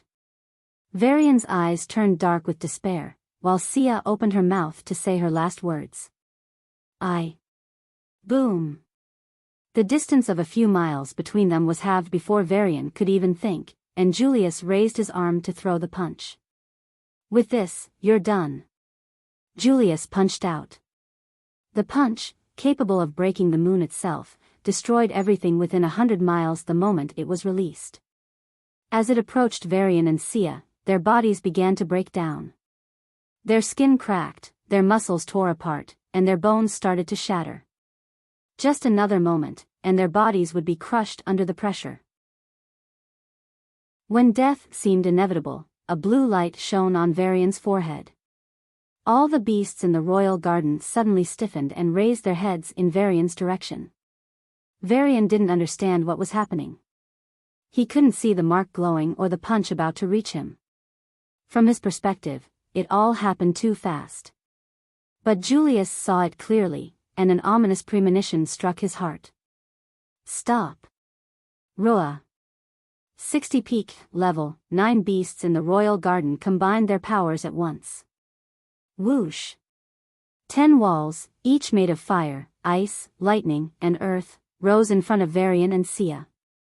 Even Evander would have been rendered powerless facing such a luxurious defense. But in front of the mighty punch, the walls instantly broke down upon contact. However, they delayed the punch just long enough for the 10 peak, level, 9 space beasts to envelop V-Varian and Sia in their space power, connecting her through his aura. Wish. The space around the two fluctuated, and they were teleported into the blue vortex. Julius' eyes burned with anger. But focusing on his prey, he shot toward the vortex. It was at that moment that the 60 peak, level, 9 beasts stood between him and the vortex. Die. A terrifying pressure enveloped the beasts, and their bodies stiffened. But they stubbornly glared at Julius and refused to let him pass. Swyish. Roa. The sky shook, and the earth cracked. The battle was over in seconds. Every beast was dead, and each died in a gruesome way. However, before death, each beast roared in pride. The blue light from V-Varian's forehead was neither the mark of his Scion status nor a recognition of his achievements in the Prince's Hall. It was a recognition by the beasts in the level 7 garden region. When he could have gone into the Prince's Hall after feeding just one beast, he decided to feed them all. Unbeknownst to V-Varian, he earned the beasts' gratitude. As the parents and grandparents of these beasts, the level 9 creatures repaid his kindness, even at the cost of their lives. Oblivious to their thoughts, V-Varian and Sia appeared a few hundred miles away, high in the sky above the valleys. Their sudden appearance was quickly detected by the level 9s on the ground. V-Varian's head spun, and he was still dizzy from the forcible space transfer. But he couldn't afford to waste any more time. Boo, he called out weakly. Master, the cute voice finally answered. Whoosh. Before the level 9s could approach, the two in the sky disappeared. Boom. At that moment, a terrifying aura erupted in the distance, chasing after the invisible ship. V-Varian collapsed on the familiar floor. Ah! This softness. It was a clean but hard floor. However, V-Varian felt a sense of comfort and security after so long. He turned around and saw Sia lying on her side, a few feet away from him. Her beautiful brown hair covered half of her face, her eyes were closed, and she was breathing weakly. Who? Fu. Who? Fu. Her hair was clumped with blood, and dried blood spread over most of her face. Yet, the way her eyelashes fluttered in sleep, the way her small nose inhaled, the way she breathed. It was just like back then. On weekends, he would sleep late due to exhaustion. Sia would come to wake him up, but every time, she ended up sleeping on the side of the bed. As her workload from school and helping him increased, Sia grew more and more exhausted. She ended up sleeping for longer hours on the weekends. V-Varian would wake up to see Sia sleeping. Carefully, he tucked the hair covering half of her face behind her ear. He tried to do it again. V-Varian's hand shook violently as it recoiled from reaching her. Sorry. He muttered, using his telekinetic power to tuck her hair. "Master!" Boo cried out. V-Varian sighed and stood up. What had to come had come. For some reason, Julius was delayed by a couple of seconds, giving them a brief reprieve. No, V-Varian knew the reason. The beasts. He sensed the giant creatures rushing towards them at the last moment. V-Varian's heart was filled with complicated emotions, but now was not the time. "How much time can we stay off him?" V-Varian asked. Boo floated in front of him as if it had never fallen asleep. Its eyes showed it had many questions, but it focused on the issue at hand. Staring at the large hologram in front of it, Boo said, 23 seconds. Boo's words weighed heavily on V-Varian's chest. He gazed at the red dot rapidly approaching the ghost ship. Boom! Boom! Boom! Mega hurricanes brewed into existence, and a small earthquake began.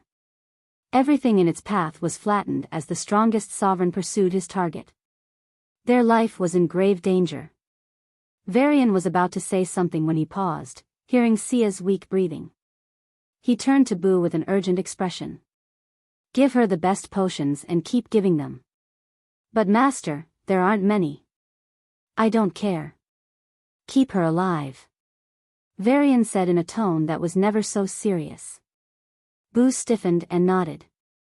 "Yes." The bots quickly placed Sia in a healing pod and began to administer the best potions in stock.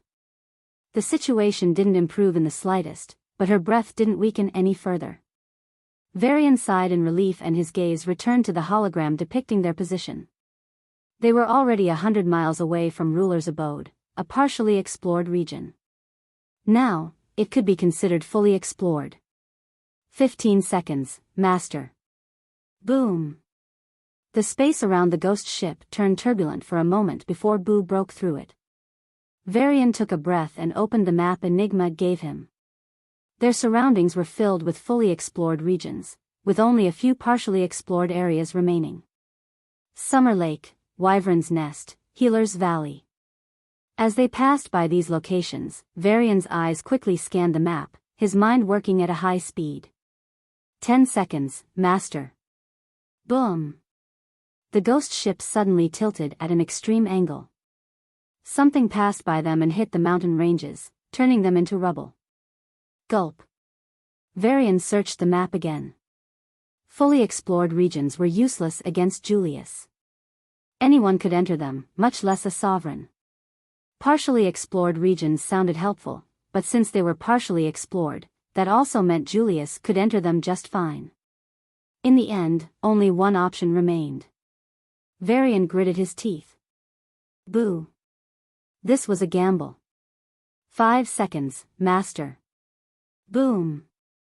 The ghost ship started to shake violently, as if someone was hammering it from the outside. Then, its metal frame creaked as the twisted space tried to cut through it. Go to the Mystic Castle, V-Varian said in a determined tone. Master. Boo shouted in fear. Even it knew the significance of that name. It was one of the most mysterious unexplored regions. The timer had turned to 3 seconds. Go. V-Varian shouted. If I die, I'll become a ghost and haunt you. Boo said, and the ghost ship took an abrupt right. Whoosh. 2 seconds. Boom. 1 second. Boom. The ghost ship sped up as if a sprinter giving everything for the last second. It reached a rather plain-looking mountain range and encountered the perimeter of a giant floating castle. To be fair, it didn't have the dimensions of a typical castle. It was several miles long, wide, and high. It looked more like a small town. A silver barrier covered the castle. Boom. The moment the ghost ship entered the silver barrier, a giant explosion rang out where it had been just a split second ago. A man floated outside the silver barrier with a pensive face. His brows furrowed as he tried to peer into the castle, but he could see nothing except the castle itself. Rather than saying he could see, it would be more accurate to say the castle allowed him to see. Should I go in? The thought inevitably crossed Julius' mind. But in the end, he shook his head. No one has come out of this place alive. He muttered before pausing abruptly. This guy, I can't use anyone as a metric against him. Julius felt frustrated. How could he, a sovereign, fail to kill a level 7 ant? Not once, but twice. So, Julius personally called a couple of level 9s and assigned them to watch the area before leaving. The level 9s watched the silver barrier, wondering what the heck was going on inside. Meanwhile, inside the silver barrier. Huff. Huff. V-Varian panted heavily as the ghost ship crashed, and his body was thrown into the air. Since the ghost ship's speed was too high, he didn't have much time to react. V-Varian instinctively stretched his hand to his left and clenched his fist. An invisible force wrapped around Sia, stopping her from moving and keeping her safe from collisions. But V-Varian. Ouch. He slammed into the top of the spaceship. It didn't hurt much, but it was very rare for him to experience something like this. However, he didn't mind it one bit and kept his eyes locked on the unconscious girl. The first thing he did after landing was to check Sia's condition. She's still fighting against the hostile chi. V-Varian sighed in relief. Then, he turned around and saw Boo scratching its head. Boo? Master, there's some restriction here. V-Varian rubbed his forehead. This was a headache. Right. What was he expecting? If even Abyssals had devices to restrict Boo, then shouldn't Devis also have plenty of them? Heaven Will's restriction on Boo was lifted, but this was a special place with its own restrictions. So, it was useless. It would also be useless if they visited other unexplored parts. But if Boo upgraded, then most of these restrictions might not work. I don't know when I can do that. Now, I have to work with what I have.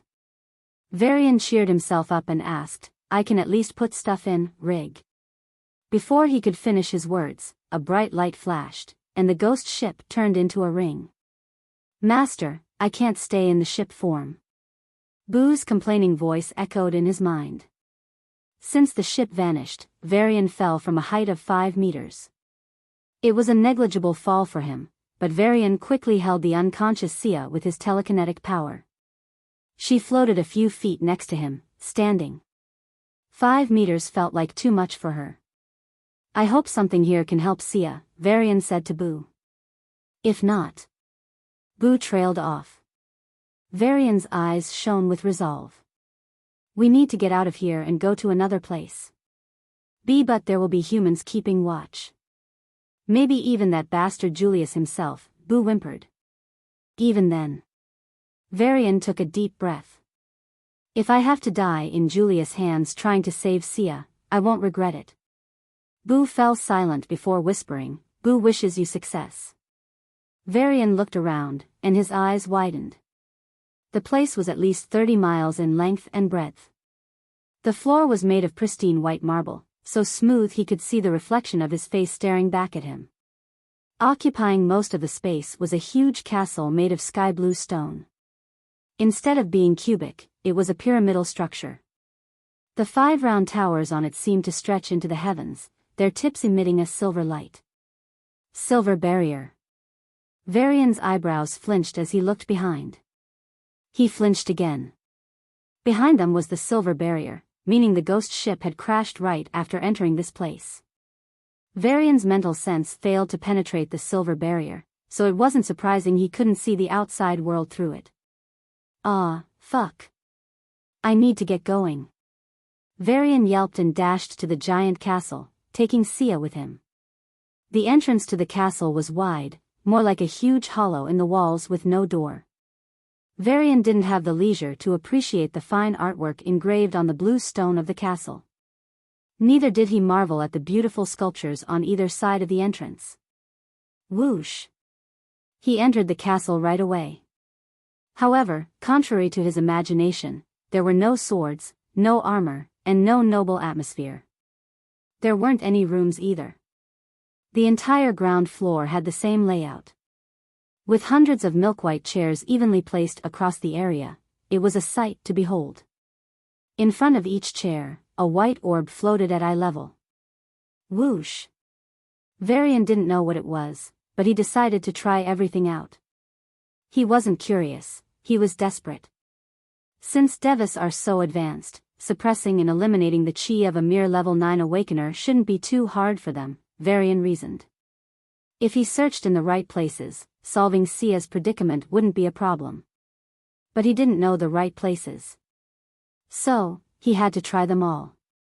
V-Varian sat down in a chair abruptly.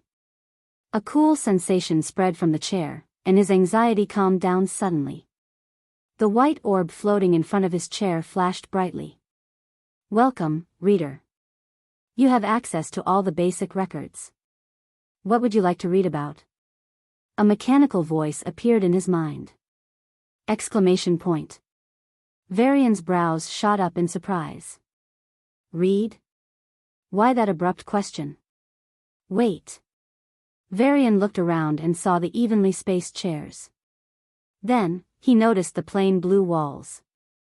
Unlike the outside, these walls had no engravings. Orderly. Plain. Read. Library? V-Varian muttered. The Deva records can be called a library, but I'd prefer if you address me as, the voice trailed off. V-Varian's suspicion was confirmed. This was no castle, but a library. Who am I? What happened? I can't remember. The voice whispered in pain. V-Varian had no answers to give. How the hell would he know? So, instead, he pointed to Sia and asked, do you know any way to expel the level 9 chi in her body? The related book should be on the 3rd floor. 3rd. V-Varian's gaze shifted to the long staircase at the other end of the building. Without another word, he sprinted to the 1st floor. It was much shorter than the 1st. There were fewer chairs overall, but they were much more exquisite. Welcome to the 1st floor. The records depicting the Deva's glory are stored here. V-Varian reached the 2nd floor. It was smaller compared to the 1st.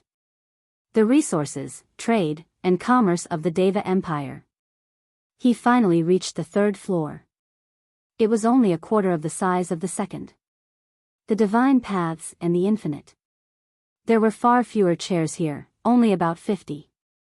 But each chair was made from beautiful purple crystal and exuded a pleasing aura. V-Varian sat on a random chair and froze.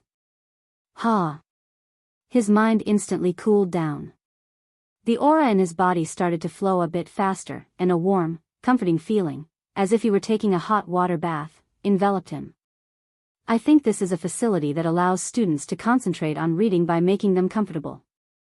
It was extremely luxurious for humans, but for Devas, it was a basic facility. V-Varian's eyes moved to the unconscious Sia. 5 potion bottles were pouring into her hands, entering her body to prevent the hostile chi from worsening her condition. Rubbing his sweaty palms, he carefully sat her down. Huh. A small sound escaped her lips. Huh. Sia let out a groan the moment she touched the chair. V-Varian could feel a slight repulsion from the hostile chi in her body. But it was only a slight reaction, like someone trying to push a car uphill. Sia's expression turned peaceful, and her breathing grew gentle. If the suppression effect was stronger, V-Varian sighed in disappointment and turned to the white orb. What would you like to? How do I suppress the hostile chi in her body? V-Varian asked hurriedly. The white orb flashed and answered after a moment. The record you have to read is the chi rep. The voice trailed off again. Hey.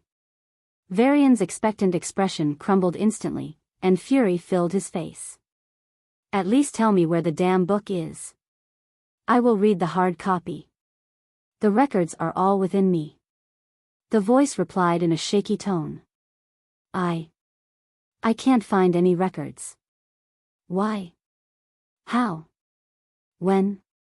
Your sister.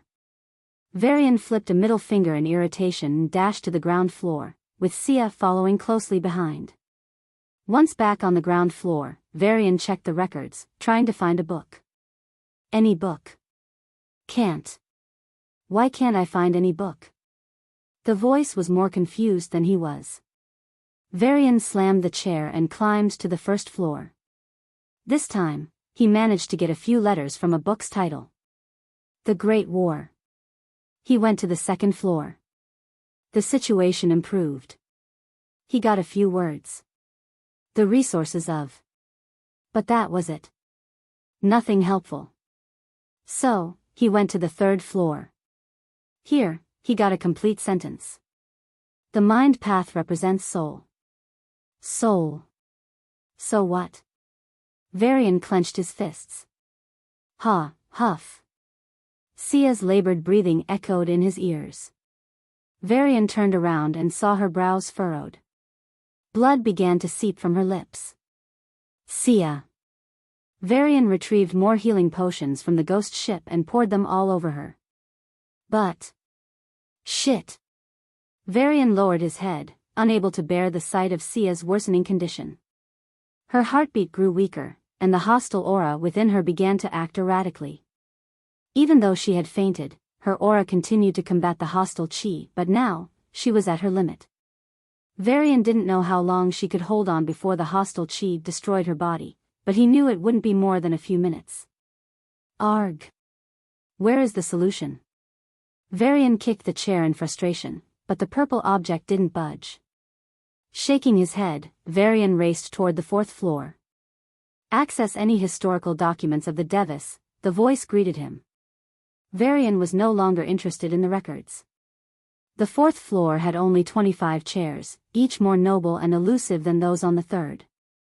V-Varian sat Sia on one of the chairs and carefully observed the reaction. The hostile chi in her body slowed slightly. As expected, the chairs grew more powerful with each floor.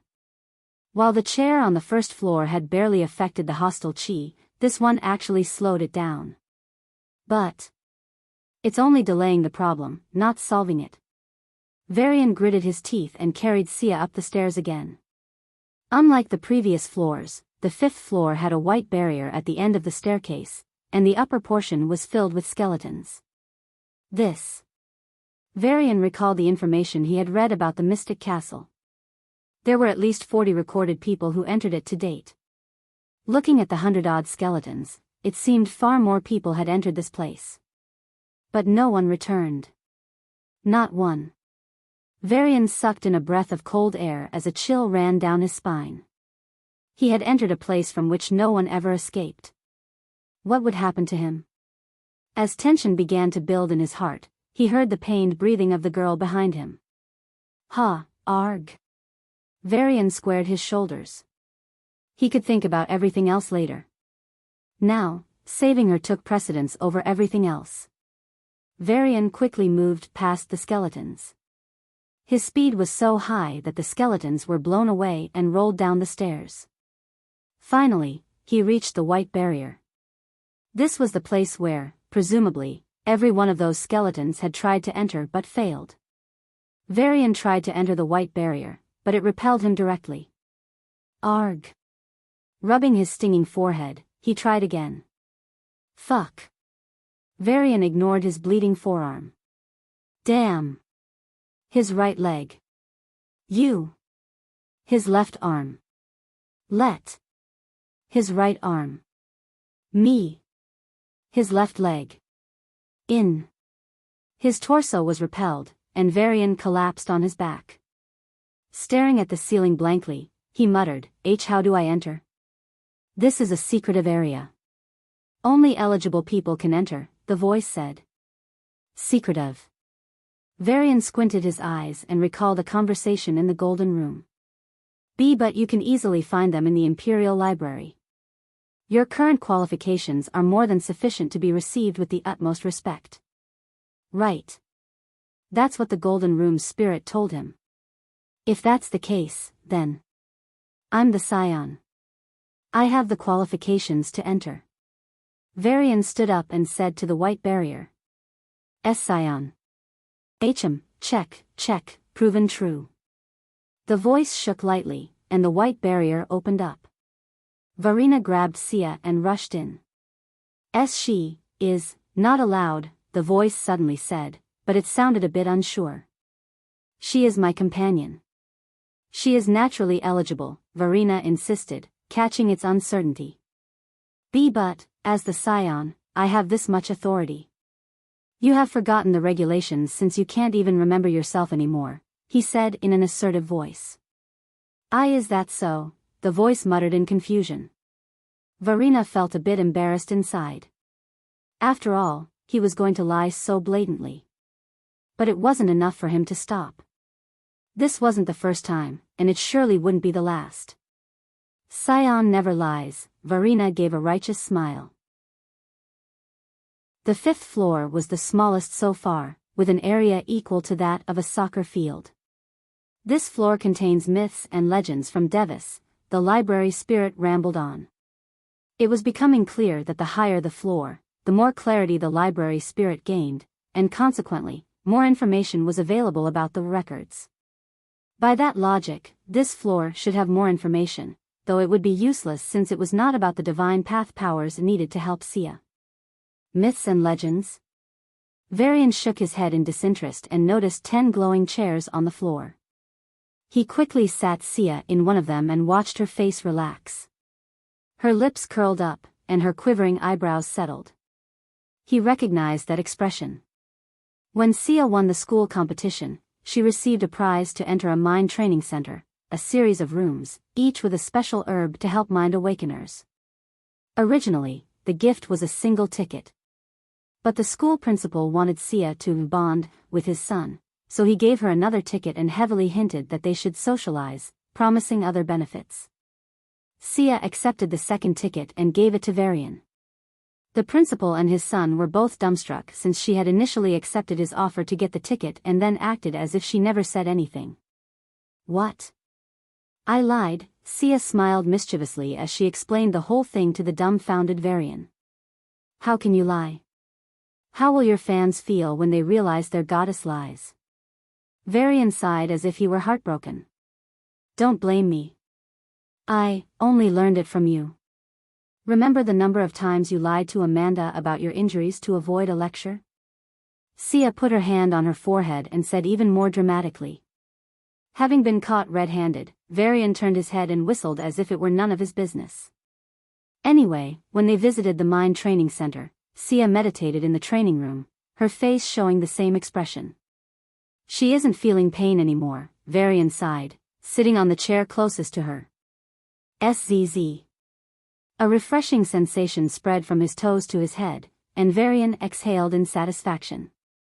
It felt like a wonderful massage. Moreover, the aura in his body started to circulate faster and smoother.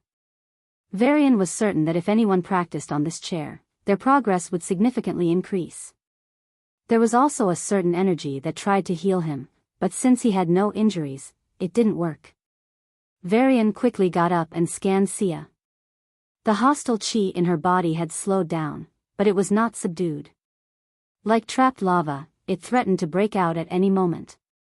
Sia's 3 powers were desperately trying to stop the hostile chi but were failing miserably. Even with the chair's special effects, Sia wouldn't be safe until the chi was neutralized. Hang on. He muttered in an anxious voice and extended a finger toward her. A very thin line containing the aura derivatives of his 7 powers entered Sia's hand. Then, Varian's aura confronted the hostile chi that was pushing back Sia's aura and destroying her organs. I can do it. I can do it. Varian told himself. He had dealt with Creo's mental power, so this shouldn't be difficult. Like Creo's mental power, he decided to nibble at the edges. As he pushed his aura to nibble at the edges of the hostile chi, it suddenly turned violent. Arg. Sia cried out in pain. The aura he sent to her body was devoured by the hostile chi in an instant. Varian's face paled, and he realized that the situation was more complicated than he had assumed. The reason Creo's mental power remained relatively static in his mind could be due to multiple reasons. First, for some reason, it didn't delete his memories. It merely shielded them, which was suspicious. Second, it had been almost a year since that mental power entered his body, so it was natural for it to calm down. In comparison, Sia's condition was V-Var. Sia's body twisted as beads of sweat rolled down her forehead. She called his name, her eyes shut tighter in pain. V-Varian's heart twisted at the sight, and he had to look away from her miserable face. His gaze landed on the staircase. The fifth floor wasn't working, so the only solution was. V-Varian left Sia on the chair and turned to the staircase.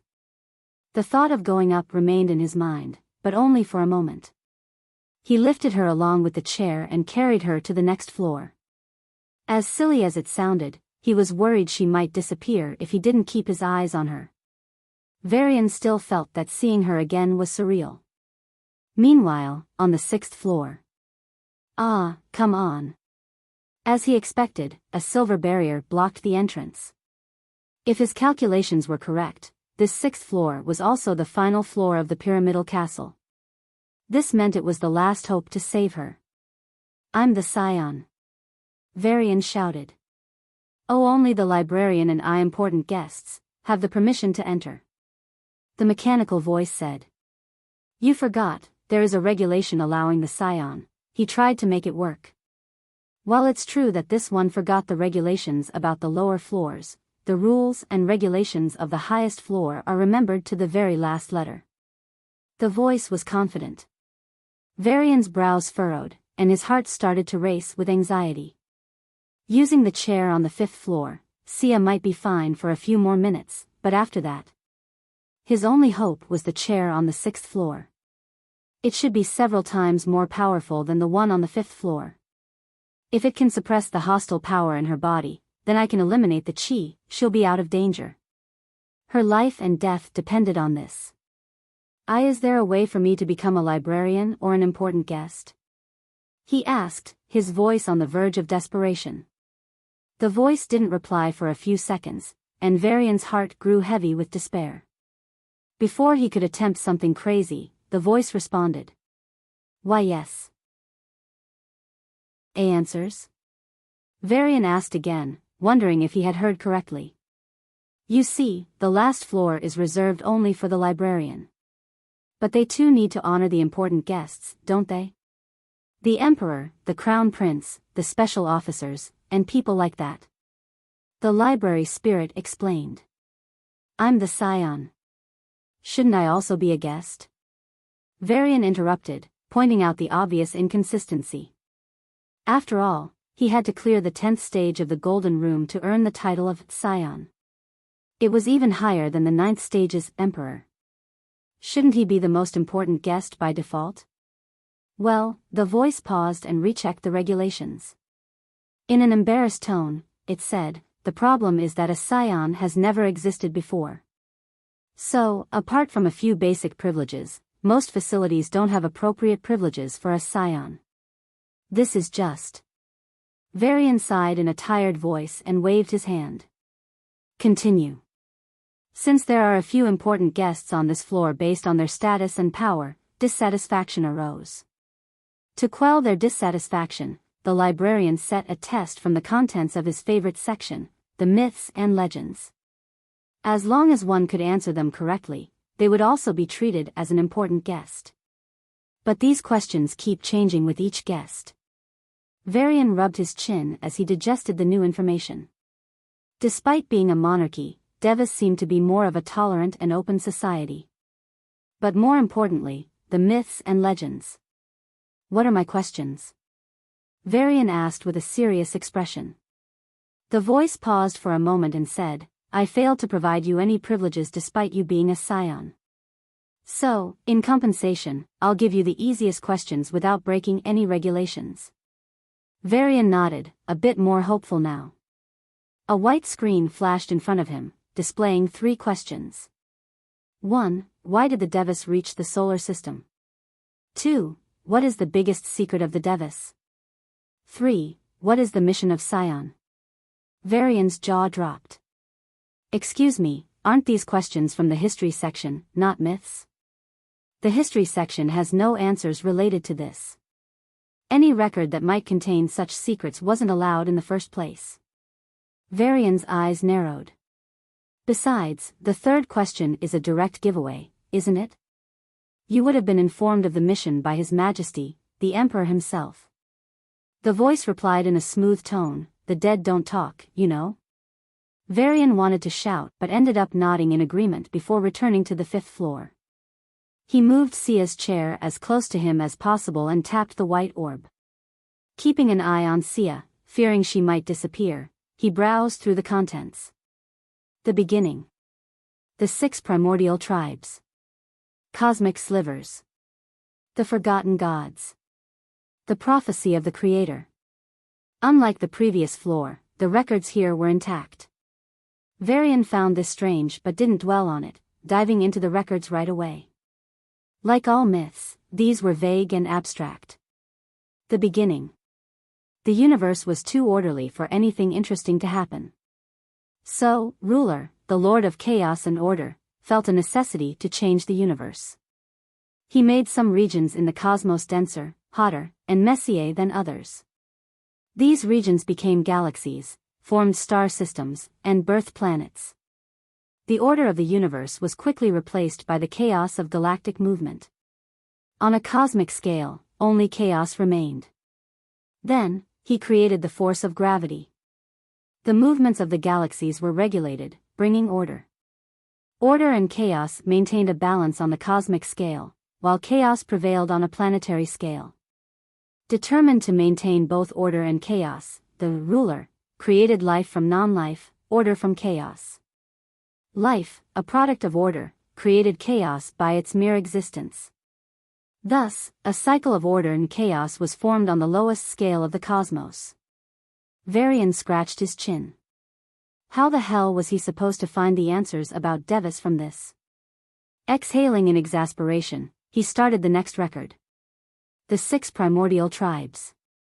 Some believe there were originally only 3 tribes that split into 6 for unknown reasons. Regardless, these 6 tribes were blessed by a god they worshipped and served. In return, the gods ensured that hunger, disease, and drought never befell them. They lived in a utopia. The gods lived with them, and the tribes grew larger. One day, the gods disappeared. Initially, the 6 tribes thought it was one of the gods' normal meditations. But this time, it was different. Decades became centuries, and centuries turned into millennia. The gods never returned. Hunger, disease, and drought, the 6 tribes had to quickly adapt to these new challenges. They experienced sadness, jealousy, and anger for the first time. The tribes, which had lived in peace since their inception, had their first conflict. Eons passed, and the 6 tribes grew to rule everything under the heavens. Each tribe now wields power over one of the fundamental forces of the cosmos. But every tribe has its archenemy, the one that wields the opposing power. The Aries tribe controlled chaos, and its archenemy, the Sarah tribe, wielded order. The Vita tribe dominated life. Ativ mastered death. Heaven tribe reigned over time. Neva tribe ruled space.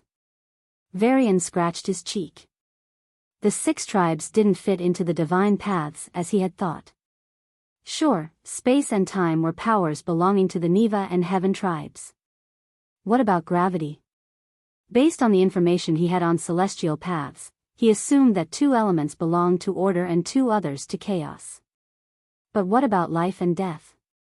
Body path, mind path, and morpher path, all suited life. None suited death. V-Varian rubbed his chin in confusion, tapping the floor. This one isn't helping either. He sighed and moved on to the next myth. Somewhere along the way, there must be clues regarding the Devis. Cosmic slivers. Even though countless races arose, the 6 primordial tribes reigned supreme. The reason is said to be the slivers each tribe possessed. These slivers held a portion of their god's power and granted the tribes their great abilities. The Nevaeh tribe had the space sliver, the Heaven tribe had the time sliver, and so on. No one knew what happened. Some say it was due to a rumor, while others claim it was because of secrets relating to the Creator. Regardless, a war erupted on a scale never seen before. The Nevaeh tribe stole the Heaven tribe's sliver and began a war that lasted for centuries. The Heaven tribe, having lost its sliver, was weakened. The Nevaeh tribe, on the other hand, gained the powers of time and rose. In the end, the Heaven tribe was exterminated. The other tribes also desired the greater powers the Nevaeh tribe had gained. The Serah tribe attacked its archenemy, the Aries tribe. The result was unexpected. The Serah tribe managed to exterminate most of the Aries tribe. But it lost its own sliver to the remnants of the Aries tribe that fled to the edges of civilization. Even though they searched for millennia, the Aries tribe was not found. According to beings that wielded great power, the bloodline of the Aries tribe had vanished from the universe. There was no doubt about it. However, with them, the slivers of order and chaos also disappeared from the stage of the universe. In contrast, the Nevaeh tribe grew much stronger by waging an all-out war against its archenemy, while the Serah tribe weakened. On the other hand, the Vita and Nativ tribes continued their fighting for the other sliver but never took big risks to avoid a situation like that of the Serah tribe. Yes. V-Varian slammed his chair with an excited expression. Now, this was the myth that held all the answers. 1. Why did the Devis reach the solar system? 2. What is the biggest secret of the Devis? 3. What is the mission of Scion? He was almost sure of the answers to these questions. But he just needed a confirmation. With that confirmation, he would also know the answers to something he always wanted to know. System, are you the sliver of order or the sliver of chaos? No. You are the sliver of order and chaos, aren't you? A long time ago, an exalted tribe that ruled 1/6 of everything under the heavens was pushed to the brink of extinction. With no other choice, the tribe abandoned its own bloodline and transformed into a new species. It wasn't as simple as it sounded. Imagine humans abandoning their genes and becoming apes. For the great tribe, it was even more demeaning. But they did it. The first generations of this new species had a singular goal: escape. After stealing a sliver of order from their arch-enemy and fleeing with their own tribe's sliver, an intense search began. Every star system in the galaxy was scrutinized. Their bloodline, once the source of their pride, became the reason for their death. Those too proud to abandon their bloodline were cruelly tortured and slaughtered. So, those who swallowed their pride survived. Out of fear, they kept running, from the center of civilization to barely civilized star sectors, from civilization to barbarian lands. Finally, they ran from barbarian lands and settled in a remote corner. No life reached there, no civilization bothered to stay. It was an utterly desolate location. But the new species didn't mind. With great enthusiasm, they settled down in a star system with 1 sun and 8 planets. We will grasp the powers of the 2 slivers, grow stronger, and take revenge, the first generation cheered. For the blood of our forefathers, the second generation continued. For our ancestral land, the third generation agreed. For our glory, the 5th generation was confused. For the supremacy of Aries, the 10th generation marked a new beginning. Unlike their predecessors, the 10th generation focused on their present. Dinners weren't filled with blood-boiling revenge stories, nor were public speeches centered on regaining lost glory. For the first time, Devis acknowledged their existence as a species different from their ancestral race. The slivers of order and chaos are the gifts of our ancestors. The greatest treasures of the universe. We must use them to grow stronger, the Deva Emperor promised. We made a radical discovery from the records of the Aries tribe. All slivers have a tendency to converge. So we combined the 2 slivers in a secure location and left them to their own devices. The slivers, which were separate until then, began to converge in the 15th generation. Witness the legend in the making. The sliver of order and chaos. The 20th generation only knew it was an incredibly strong power. They knew the slivers tended to converge, but they didn't know the consequences. Quick! Separate them. The aura cycles are shifting to a deadly pattern. Into an order that kills. The convergence of the slivers was a slow and violent process. We can't do it. It's already too late. Once it crossed a threshold, even the divine ranks couldn't stop them from merging. Emperor, the aura is going out of control. The prosperity of the empire is in a steep decline. The blacksmiths can't embed the aura into the weapons, and the alchemists struggle to extract the aura from the herbs. The empire, which was growing stronger with each generation, encountered a situation they couldn't solve. It was a decisive moment. If the emperor let it be, the situation would have subsided after 2 centuries as the sliver would have calmed down. But use the treasures of our ancestors and seal the evil thing. The seal is too precious. Even our best craftsmen can't come close to, follow the order. The seal was a bracelet, shaped like the Ares tribe's domesticated creature, a dragon. The sliver of order and chaos, which was in the middle of convergence, was mercilessly sealed in the dragon bracelet. Wait. You're the one who caused the problem first. Why are you calling them merciless? V-Varian interrupted the story. The system would have slapped him if it could. Can't he see it was in the middle of portraying its tragic past? Damn it. Don't disturb the flow. The system didn't ask for convergence. They did it on their own. The negative effects would have disappeared if they had waited for 1 more generation. But the emperor, while making a good decision for his existing empire, made a blunder. By trying to restrict the merging process, he crossed a line. Thus, V-Varian shook his head, as if it were a pity. So, the troubles increased after they sealed you? They couldn't even seal properly. They were Devis, not the Ares tribe. The system showed as much contempt for the Devis as it did respect for the Ares tribe. So, they resorted to sealing off the aura? V-Varian speculated. Yes.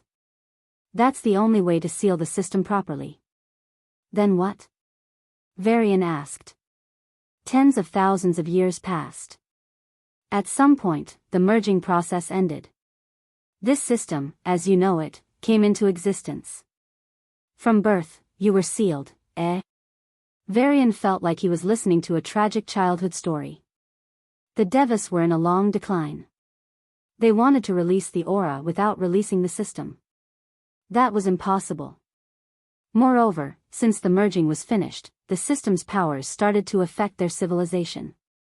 They were only supposed to decline, but they started to die. It was a slow death, watching the castle they built crumble brick by brick. Their achievements, their wars, their prosperity, nothing could save them. In the end, they went from denial to acceptance. They gave up all efforts to unlock the aura and sealed it even further to prevent any possibility of the system breaking out. Then, humans rose. The ghost ship appeared, and the aura lock, weakened by the passage of time, broke. Using this opportunity, the system also escaped. The human world was still new to the system. After a century of deliberation, the system showed itself to a noblewoman. The noblewoman picked the dragon bracelet as expected. The system thought things would be great when your grandmother appeared. She stole the dragon bracelet and shamelessly promoted it as your family's heirloom. Cough. V-Varian turned his head away and started coughing. Inwardly, he praised his ancestor. No wonder our family motto, mine is mine, and yours is also mine. Wait, that sounds like what a thief would say. V-Varian narrowed his eyes. Wonderful Scion. To think you found the answers so quickly. It is really, I'm in a hurry, V-Varian said with an impatient expression. The conversation with the system happened in his mind and hardly took any time. It wasn't the same for this library spirit. Why yes. Welcome to the highest floor of the library. You can access the juiciest gossip from here. PFF. V-Varian almost tripped hearing those words. Gossip? Shaking his head, V-Varian dismissed further thoughts and carried Sia into the 6th floor. As expected, it was a relatively small room, 50 by 50 square meters. There was a small table with a pot, teacups, and 2 chairs. The room had a cozy feel that the other floors lacked. It felt more alive than the others. V-Varian quickly shifted his gaze to the 2 chairs. Without delay, he placed Sia on one of the chairs and sat on the other. Ha! A groan of relief escaped his lips as a refreshing sensation spread throughout his body. His mind seemed to be swimming in warm water, feeling very comfortable. Finally, his divine paths. Ha! V-Varian noticed that their circulation rate had improved drastically. Invisible healing energy entered his body and circled to address any injuries. Only after ensuring he had no injuries did it leave. There was also another invisible energy scanning for any hostilities in his body. Sia. Holding his breath, V-Varian observed her. Her complexion improved noticeably. The face that was pale seconds ago now had a rosy complexion. Her vitality, which was on the verge of disappearing, was now slowly returning. Thump. Thump. Her heartbeat, which was almost non-existent a few seconds ago, now reverberated in the silent room. V-Varian exhaled as if a boulder had been lifted from his shoulders. His chest no longer felt heavy, and his heart calmed. He looked at her and bit his lip. Sia. Slowly, V-Varian stood up and moved as close to her as he could. Raising his hand, he carefully scanned the hostile chi in her body. As expected on the librarian's floor, the chi was heavily suppressed. It wouldn't harm her as long as she remained seated in the chair. Finally, a thread of aura shot from V-Varian and entered Sia. Like a snake, it slithered from her fingertips and reached the area near her chest. V-Varian scanned the region near her heart. His face crumpled. She's really. The chi was heavily concentrated near her heart. One mistake and it would all be over. She was desperately trying to defend herself. V-Varian took a deep breath and used his aura thread to catch a bit of the hostile chi. He pulled it out, feeling like he was playing tug of war. Except his opponent was a wall. V-Varian gritted his teeth and sent more aura threads. With all his strength, he tried again to pull out the strand of chi. Arg. If V-Varian's aura threads could be compared to cotton threads, the chi was equivalent to a steel thread. It didn't budge. Sweat rolled down his forehead, and his chest heaved, but V-Varian didn't stop. He sent more and more aura threads until, finally, the strand of chi started to move. V-Varian's feet planted firmly on the floor, and he moved his hands back. He looked like a fisherman trying to drag a shark to the shore. The strand of chi left her heart, reached her shoulder, and was about to go out when, Sia's aura, which had been busy fighting the hostile chi, finally noticed another foreign presence. Like a wild animal that fiercely protects its territory, it reached V-Varian's aura threads with great hostility. V-Varian's eyebrows shot up. If Sia were awake now, she could direct her aura and even assist him. But now, not only was there no help, but there was also resistance. If her aura attacked him, he wouldn't be able to pull out the chi, meaning they'd be back to square one. As V-Varian's heart grew tense, something surprising happened. Sia's aura paused over his for a second, as if scanning something. The next second, it actually started to help him. Whoa! V-Varian was surprised but acted quickly, pulling the chi strand out. SSSC. The air grew hotter for a moment before an orange light flashed. The room glowed briefly as the chi mixed with the air's aura. V-Varian wiped the sweat from his forehead and rubbed his palms. That's one. Only 999 remaining. V-Varian began his arduous task. Sia felt as if she were in a long dream. It was dark all around, the familiar darkness that sheltered her when she was lonely. But now, the darkness was bleeding. No. An evil red was invading her space. Like blood flowing, the red spread to every inch around her. Sia's face paled as she felt an unbearable pain the moment the red enveloped her. I don't want to die like this. Sia bit her lip, fighting against the undefeatable enemy. As if heeding her call, the blackness that had almost disappeared began to resist the red. She tried hard, giving it her all. Even though she felt like falling apart, she persisted, driven by the sole belief that she shouldn't end like this. I braved myself to face him. V-Varian had to go through so much just to meet me. I need to at least talk to him one last time, Sia vowed.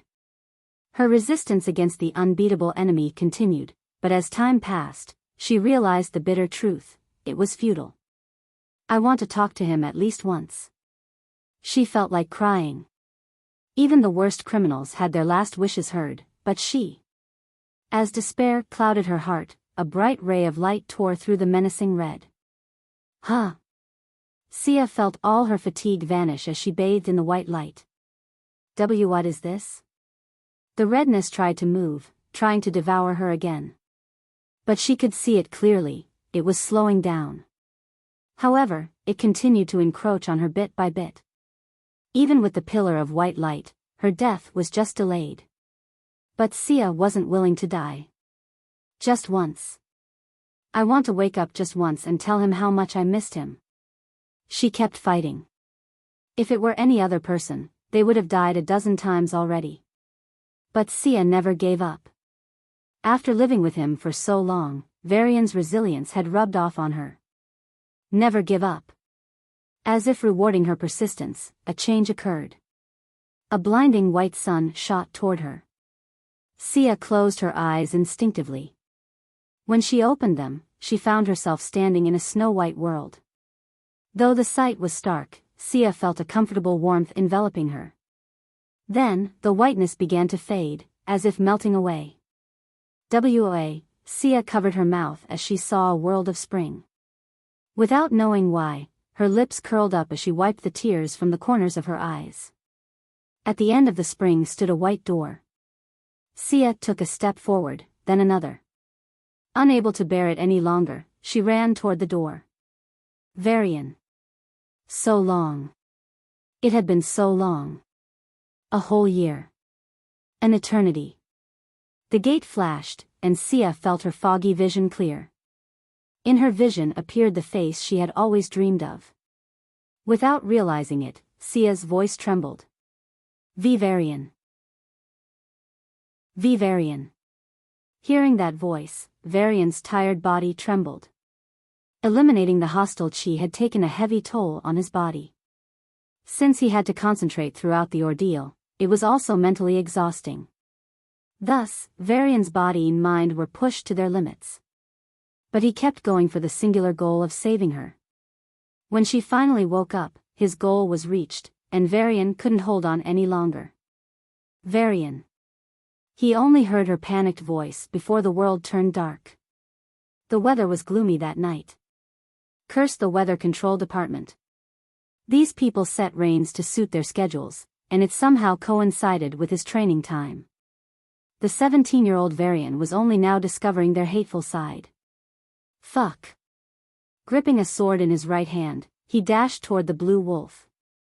Rain continued to pour through the foliage, touching the blue fur of the creature. V-Varian, be careful. Sia's voice sounded in his mind. I know, V-Varian muttered as he sped up his dash. The raindrops around the wolf were unnaturally slow due to the creature's water affinity. Simply put, it grew stronger with water. So, rain was its best friend and V-Varian's worst enemy. As the raindrops brought a refreshing feeling to its body, the wolf raised its head and howled. Then, kicking the wet ground, it shot toward V-Varian. Their distance closed in a moment. The wolf raised its paw and slapped at his head. The blow was powerful enough to blast his skull to pieces. So, V-Varian made no attempt to face it head-on. Instead, he twisted his body like a wrung-out towel and thrust his sword into its neck. It was a single hit, but blood splurted out of the creature's neck like water from a fountain. Ha! V-Varian's body crashed to the ground, and he gasped for breath. It was just one attack, but the stress on his body was tremendous. As he lay on the thick green grass in the middle of a small forest, a sense of peace filled him. He looked through the dense leaves and spotted the moon. It was bright red as always, bringing him the light emanating from the military bases. Be beauty, ouch! He cried out when he was in the middle of praising the moon. Hey, what was that for? Varian rubbed his pinched side and looked at Sia with accusing eyes. Sia crossed her arms and didn't answer. Since they came here right after school, she was still in her uniform, a black coat over a white shirt and a pleated skirt with long socks. Even though the uniform wasn't anything fancy, she looked stunning nonetheless. Pretty, Varian said. Sia raised a brow and shook her head. Not going to work this time. Seeing that she didn't fall for it, Varian put on a sad expression and said, I really mean it from the bottom of arg. It's your birthday. We're running late already. Get up already. Sia finally lost it and yelled at him. Varian looked at her with innocent eyes. Can't I be like this for just a bit more? No. Amanda is waiting, Sia insisted. That's true, but... Varian paused and patted the grass on his left. If we're a bit late, she'll finish her work stuff. Sia stared at him expressionlessly. Here. Varian once again patted the grass on his left. It was soft, and the night wind was cool. Through the dense canopy, the red rays of the moon shone on them, a wonderful sight. Really? Sia grumbled but lay down beside him. Feeling the soft body close to him, Varian chuckled. Don't laugh, Sia pinched his waist and looked at him with a grudging face. You corrupted me into this. I didn't want it. Sure, Varian laughed louder. Sia snorted and tried adjusting on the grass several times. Not finding any comfortable position, she sighed. It's your fault. So, take responsibility. Huh? Varian raised a brow when he felt a weight on his chest followed by warmth. Sia rested her head on his chest and stared at the sky. I object to becoming a human pillow. Objection overruled. I bullying such an honest man, Sia. Wait for karma to catch up. One day, I'll bully you. Hee hee. Sia covered her mouth and chuckled. What? You don't think I can bully you? Varian made a menacing expression. Sia turned her face slightly and met Varian's gaze. If you get the chance, I'm sure you'll try to bully me. But calling yourself honest? Tisk. Jealous, you're very jealous, Varian nodded to himself. Yeah, Sia smiled. A silence fell over them as they stared at the red moon. Sia, Varian spoke first. Unlike earlier, his voice was grave. But Sia heard more. She also heard his weakness, his fear, and his hope. She turned around and hugged him tightly. Don't think too much about it. You'll awaken, and everything will get better. Varian closed his eyes and hugged her tightly. The night breeze seemed very cold all of a sudden, and he desperately sought her warmth. Varian's heart raced as his fear finally surfaced. On his birthday, he would get the ticket to the dungeon. With his mother's savings and the loan Sia took, he could afford an adventure team for a whole day. If everything went well, he would awaken. It's a bit late, but he's confident in catching up with others. He plans to join college and the army after graduation. He's confident that in the future, he'll be able to stand shoulder to shoulder with her. But everything depended on him awakening. If he didn't, the only hope that kept him going despite the bullying, ostracization, and hardships would crumble. I'm scared, Varian confessed. No matter what happens, I'll be with you, Sia said, resting her head on his chest. Batum. His loud heartbeat was the only sound in the silent forest. Sia. Varian's voice was weak. Lying on his body, she raised her head to meet his eyes. Thank you for coming into my life, Varian smiled from the bottom of his heart. Fool. Sia blushed and looked away. Pretty, he said suddenly. Sia covered her beet-red face, feeling her heart race. Another heartbeat echoed in the forest. Batum. Through the gaps between her fingers, she saw Varian's teasing smile. Cheating. This is cheating, she protested. Ha ha ha. Varian laughed. I had to wait 30 minutes, but I'm not complaining. So, how was it? Your little date? Amanda asked with a teasing smile. Varian and Sia, who had just entered through the main door, froze at her words. Sia stomped her foot and glared at Varian before leaving. I told him you'd be waiting. She ran away as if it were all Varian's fault.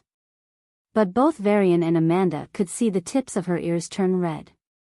Well? Amanda looked at her son with a teasing gaze. What are you talking about? It was just a training session, Varian said in a tone that showed his disinterest. Amanda stepped forward and sniffed. Really? Then why do I smell her scent on you? Are you moving too fast? Mom. You aren't a body awakener, okay? You're just imagining the smell, Varian said in frustration. Amanda's smile grew wider. It's not like that, Varian said forcefully. Like what? Amanda's face showed a dreamy smile. You two are such a perfect. An unawakened with a genius is a perfect pair? Varian's voice was low, but Amanda could feel how much he loathed himself. It wasn't normal self-blame, it went beyond that. It was loathing, hating himself for who he was. Varian despised himself to a great degree. Various. Amanda hugged him and patted his back. I try, I really do my best, but I still can't feel good about myself. We're already close, but if we get closer, I'm afraid I'll pull Sia into this and hurt her. My mind is very negative. Sometimes I just wish I was never. Varian was silenced as Amanda put a finger on his lips. Shoo. Yeah, I'm sorry. Varian lowered his head and clenched his fists. I wish I could make you and Sia happy. But I'm just dragging you down. You're wrong, Amanda said resolutely. No. If not for me, Sia would have focused on her training and won the championship. She says she lost because her opponents are geniuses, but I know she's the real genius. She sacrifices so much time for me every day, yet she's the best in our school. Varian said in a frustrated tone, his voice full of self-blame. Then, he looked into his mother's eyes, and a wry smile appeared on his face. Mom, I can't even see you twice a week. You're working, working, working. If not for me, you would have lived an easier life. Amanda fell silent for a few seconds. She carefully observed her son. In truth, she only had a little time to spend with him and Sia each week. So, she hadn't been there for him during his childhood. To her, it felt like she had just seen the bright smile and optimistic Varian from yesterday. The little boy who went to the orphanage and promised to become the strongest sovereign. The waves of time had been harsh on him. Now, all she saw was a young man hiding a sea of darkness in his heart. Varian, Amanda slowly rubbed his hair. Please don't lie. I know I'm making it hard for you guys. But, what makes me even more ashamed is I don't want you to stop what you're doing. I hope you can continue to work and send us to school until we get into college. I still hope for Sia to train me. Not because I want to waste her time, but because I hope to awaken one day and share her burdens. I really am incorrigible, Varian's broken voice laid out his honest thoughts. Amanda sniffed back her tears and said, I'm not denying it's a bit harder for me and Sia. I know, that's why. But you are still wrong. Huh? Var, you are making me and Sia happy. Look at me, I'm the proudest mom of all the mothers I know. Amanda broke out of the hug and took his hands in hers. Looking into his eyes, she said with teary eyes, when kids his age were playing, he was training. When they were partying, he was training. When they were enjoying their youth, he was training. Train, train, train. He has been doing it every day for the past 7 years. He never missed a day. Rain, fever, injuries, nothing stopped him. He did this all so that he could grow powerful and make sure no other kids are fatherless. How can I not be proud of you? My heart swells with happiness. I'm the luckiest mother. I'm also the happiest mother. V-Varian touched his cheeks. Something warm and wet was flowing down them. When he was about to speak, Sia's room door opened, and the brown-haired girl stepped out in tears. She pointed at V-Varian and said in a choking tone, "And I'm the happiest girl I've ever known. I don't care if I win that stupid tournament of the decade, but I take all the care if it's the training you do every day. When someone says you're staying with me to use me, I want to kill them over and over." Amanda's eyes widened as she looked at Sia in shock. Sia, on the other hand, took a step forward and pulled his hands. Placing them over her cheeks, she said, "They only see a talented girl and an unawakened boy. Will they ever understand what he did for her? They won't know about his sacrifices, his help, or his risks. They will know nothing. So, I don't care about them.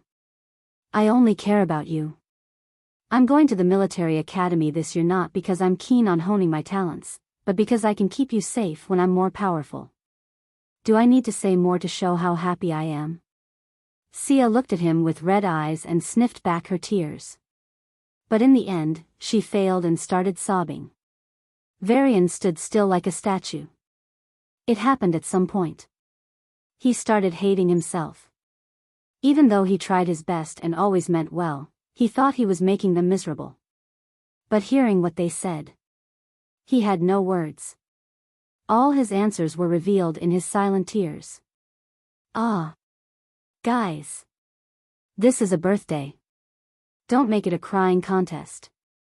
Amanda wiped the tears from her eyes and smiled brightly. Hearing her words, Sia forcibly held back her tears and went to wash her face. Amanda handed V-Varian a tissue and said, "If you cry more, I'll take a picture of you and display it in the living room." Her threat worked, and V-Varian quickly wiped away his tears. In fact, it was a rare occasion for him to cry. But the stress mounted, and he ended up breaking down. Thankfully, he had a wonderful family who had his back. The heaviness in his heart lifted, and V-Varian felt like he was starting a new chapter in his life. "Happy birthday to you, dear cry boy, happy birthday to training madman," Amanda and Sia singing quickly wiped the smile off his face. With frustration, he asked, "Everyone has cool nicknames.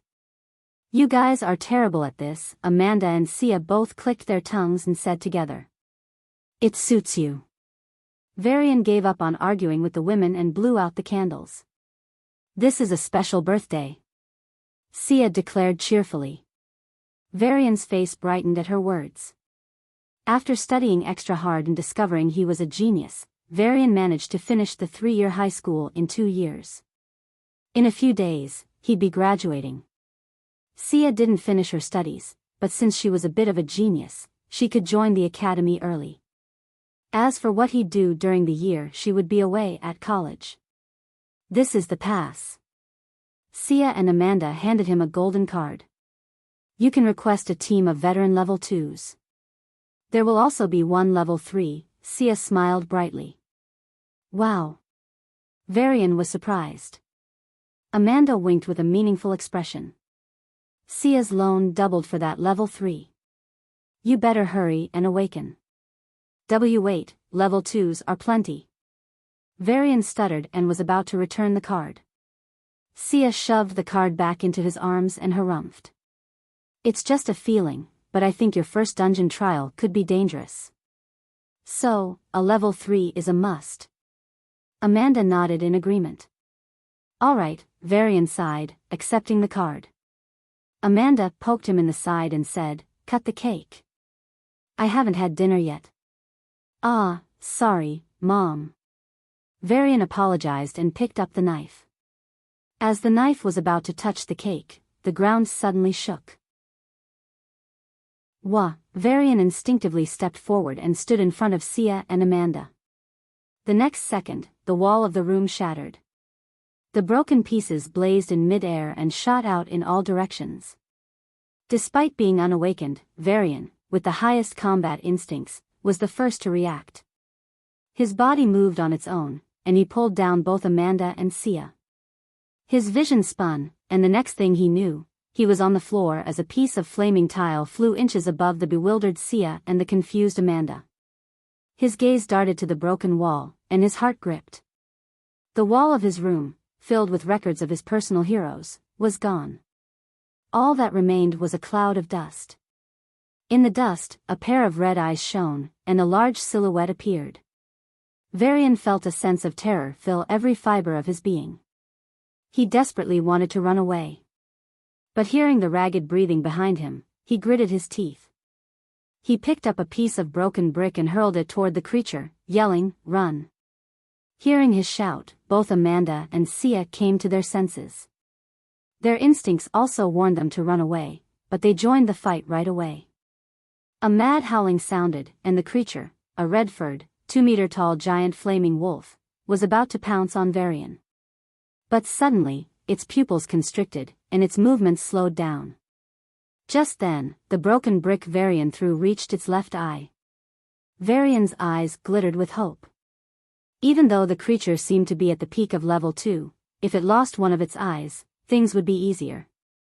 Like all the monster hunting novels he had read, blinding an enemy was the best way to.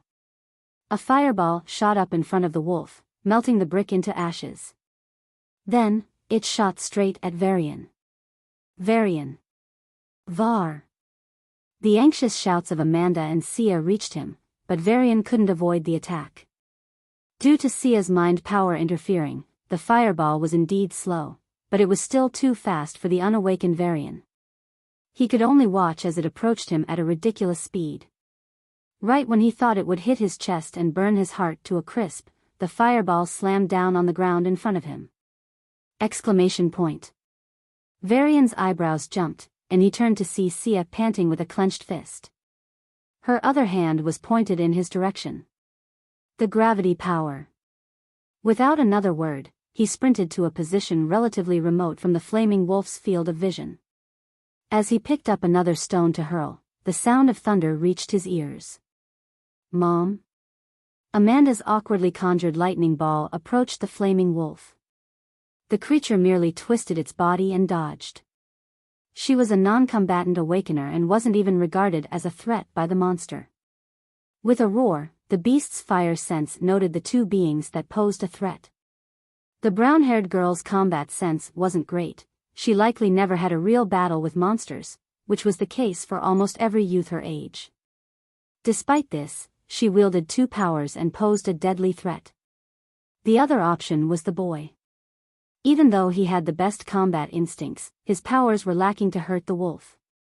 If he had a weapon, he could have been a bigger threat. Moreover, the two women seemed to care about him, as shown by their shouts. Even though it wasn't very intelligent, the wolf could sense the kinship between them. So, with a growl, it shot a dozen fireballs at the boy. "Stop. Don't."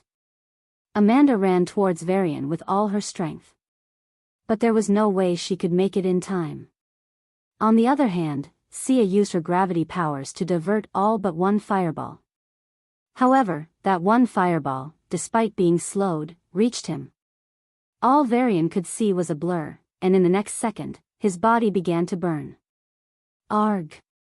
His painful scream made Sia and Amanda's hearts ache, and their eyes turned red with grief. Var! Amanda finally reached V-Varian. Seeing her son's burnt skin and bleeding chest, her heart ached, and rage boiled inside her. All the fear in her heart vanished. She stared the flaming wolf in the eye and conjured a lightning bolt. The flaming wolf not only didn't back down but sprinted towards them. "Die!" With a voice filled with hatred, she cursed. Amanda's lightning bolt shot at a speed far surpassing her earlier attack. Woo! The flaming wolf was caught off guard and tried to dodge. With its speed, it shouldn't have been a problem. But a numbing pain in its mind and chaotic gravity restricted its movements. Roar! The wolf shrieked in pain as the lightning bolt hit it in the shoulder. A numb feeling spread through its upper body, and blood spilled on the ground. Amanda felt a wave of weakness spread through her body, and she collapsed onto her knees. She wasn't a fighter, and the earlier attack had completely drained her. Roar! The flaming wolf's calm eyes turned bloodshot, and it bolted towards the woman on her knees. Sia's eyes widened as she realized she could only delay the creature, not stop it. "Wait!" she yelled, running after the wolf. With her current powers, she could either boost her own speed or slow down the wolf, but not both. "You beast!" Her words were like needles, pricking the wolf's brain. "Roar!" The creature's eyes grew erratic as it felt a terrible pain in its head. Sia did this to provoke the creature and make herself a target. But the wolf was already furious, and her actions only made it more bloodthirsty. It ran towards its nearest target, Amanda. Despite the gravity path restricting it, and despite its mind aching, the wolf quickly closed the distance between them. "Eat me!" Sia shouted through her tears, running after the beast. Her speed wasn't fast enough. "I have more aura." Her heartbreaking cry echoed through the poor neighborhood. Under Sia's tearful gaze, the wolf lunged forward. Amanda's body froze, her face pale. Just when she thought she was going to die, she felt a pull on her leg and rolled to the side. In her place was V-Varian. The right side of his body was completely burnt, his flesh charred, and bones showing in some places. Yet he managed to save Amanda at the last moment. One would wonder how he was even conscious with such terrible injuries. But Sia didn't wonder, nor did Amanda. When they saw V-Varian swap places at the last moment, their hearts froze. "Roar!" The wolf's mouth reached V-Varian in the blink of an eye. On his knees, V-Varian was powerless to stop his impending death. V-Varian. Sia was just a step away from the wolf, but the distance felt like an uncrossable moat. Sia raised her hand to stop her worst nightmare from happening, but she was helpless as the wolf's teeth touched V-Varian's skin, about to tear his throat. "Stop!" Sia's golden eyes, filled with tears until then, suddenly burned with rage. The world seemed to slow down. In an instant, Sia's eyes and hair transformed into a dreamy mix of red, blue, and yellow. A mysterious aura, similar to that of an ancient treasure, spread from her body. "Die!" Her cold voice was like the decree of death. The wolf's teeth, about to tear V-Varian's throat, froze abruptly, and the wolf was forcibly pulled back. The woman held the giant wolf by its neck and broke it with a flick. She threw the creature away like it was trash and turned toward the son and mother. Sia. Amanda's emotions were a mess. She had despaired at her son's impending death, only to be dumbfounded by Sia's transformation, all in an instant. All she could do was stare at the unfamiliar girl in shock. V-Varian's lips trembled as he looked at the strange girl in front of him. She had been Sia a moment ago, but now she didn't seem to be the same person. His gut told him that something was different. Worry filled his mind, and V-Varian opened his mouth painfully. "Where is?" The woman ignored his words and stepped toward Amanda. Her tricolor eyes still burned with rage. She exuded a fearsome killing intent that far surpassed the wolf. Reaching Amanda's position, she stared down at her and raised her hand. A sphere of darkness conjured in her palm. "Sia?" Amanda cried out in shock. "Don't you recognize me?" The woman didn't answer. Instead, she clenched her fist. "Die." Her voice was unforgiving. "Stop." V-Varian's throat burned as he shouted.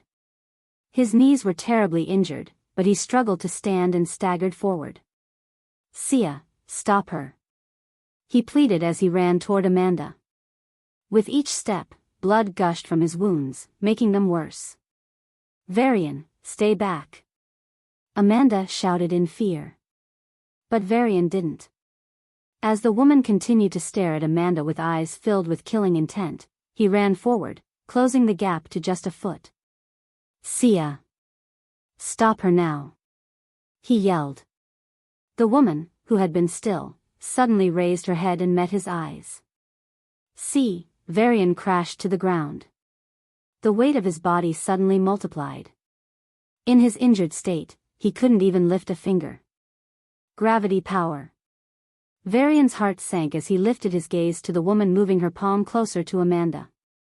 Lying on her back, Amanda looked at the strange woman with a pained expression. The ball of darkness slowly approached her. "Mom!" Varian's throat felt like it would tear apart as he screamed. His heart pounded against his ribcage, and tears streamed down his face. "Mom! Mom!" Varian summoned every ounce of strength and tried to move, but his body remained frozen. At that moment, Varian hated himself more than anyone. "Please move." He gritted his teeth. "I'm begging you. Move just this once, and you can stay still forever."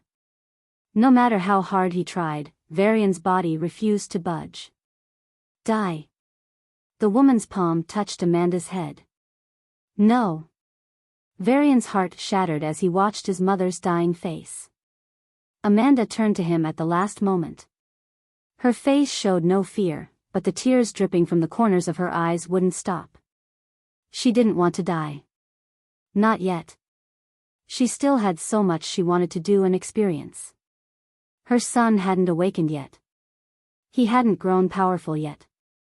If growing powerful and stopping the war was her son's wish, watching him accomplish that with pride was her wish.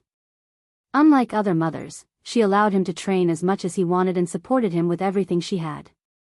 Because she, too, had a dream. When she died, she wanted to tell her late husband that their son had grown up. "You always said it's sad to see orphans from war.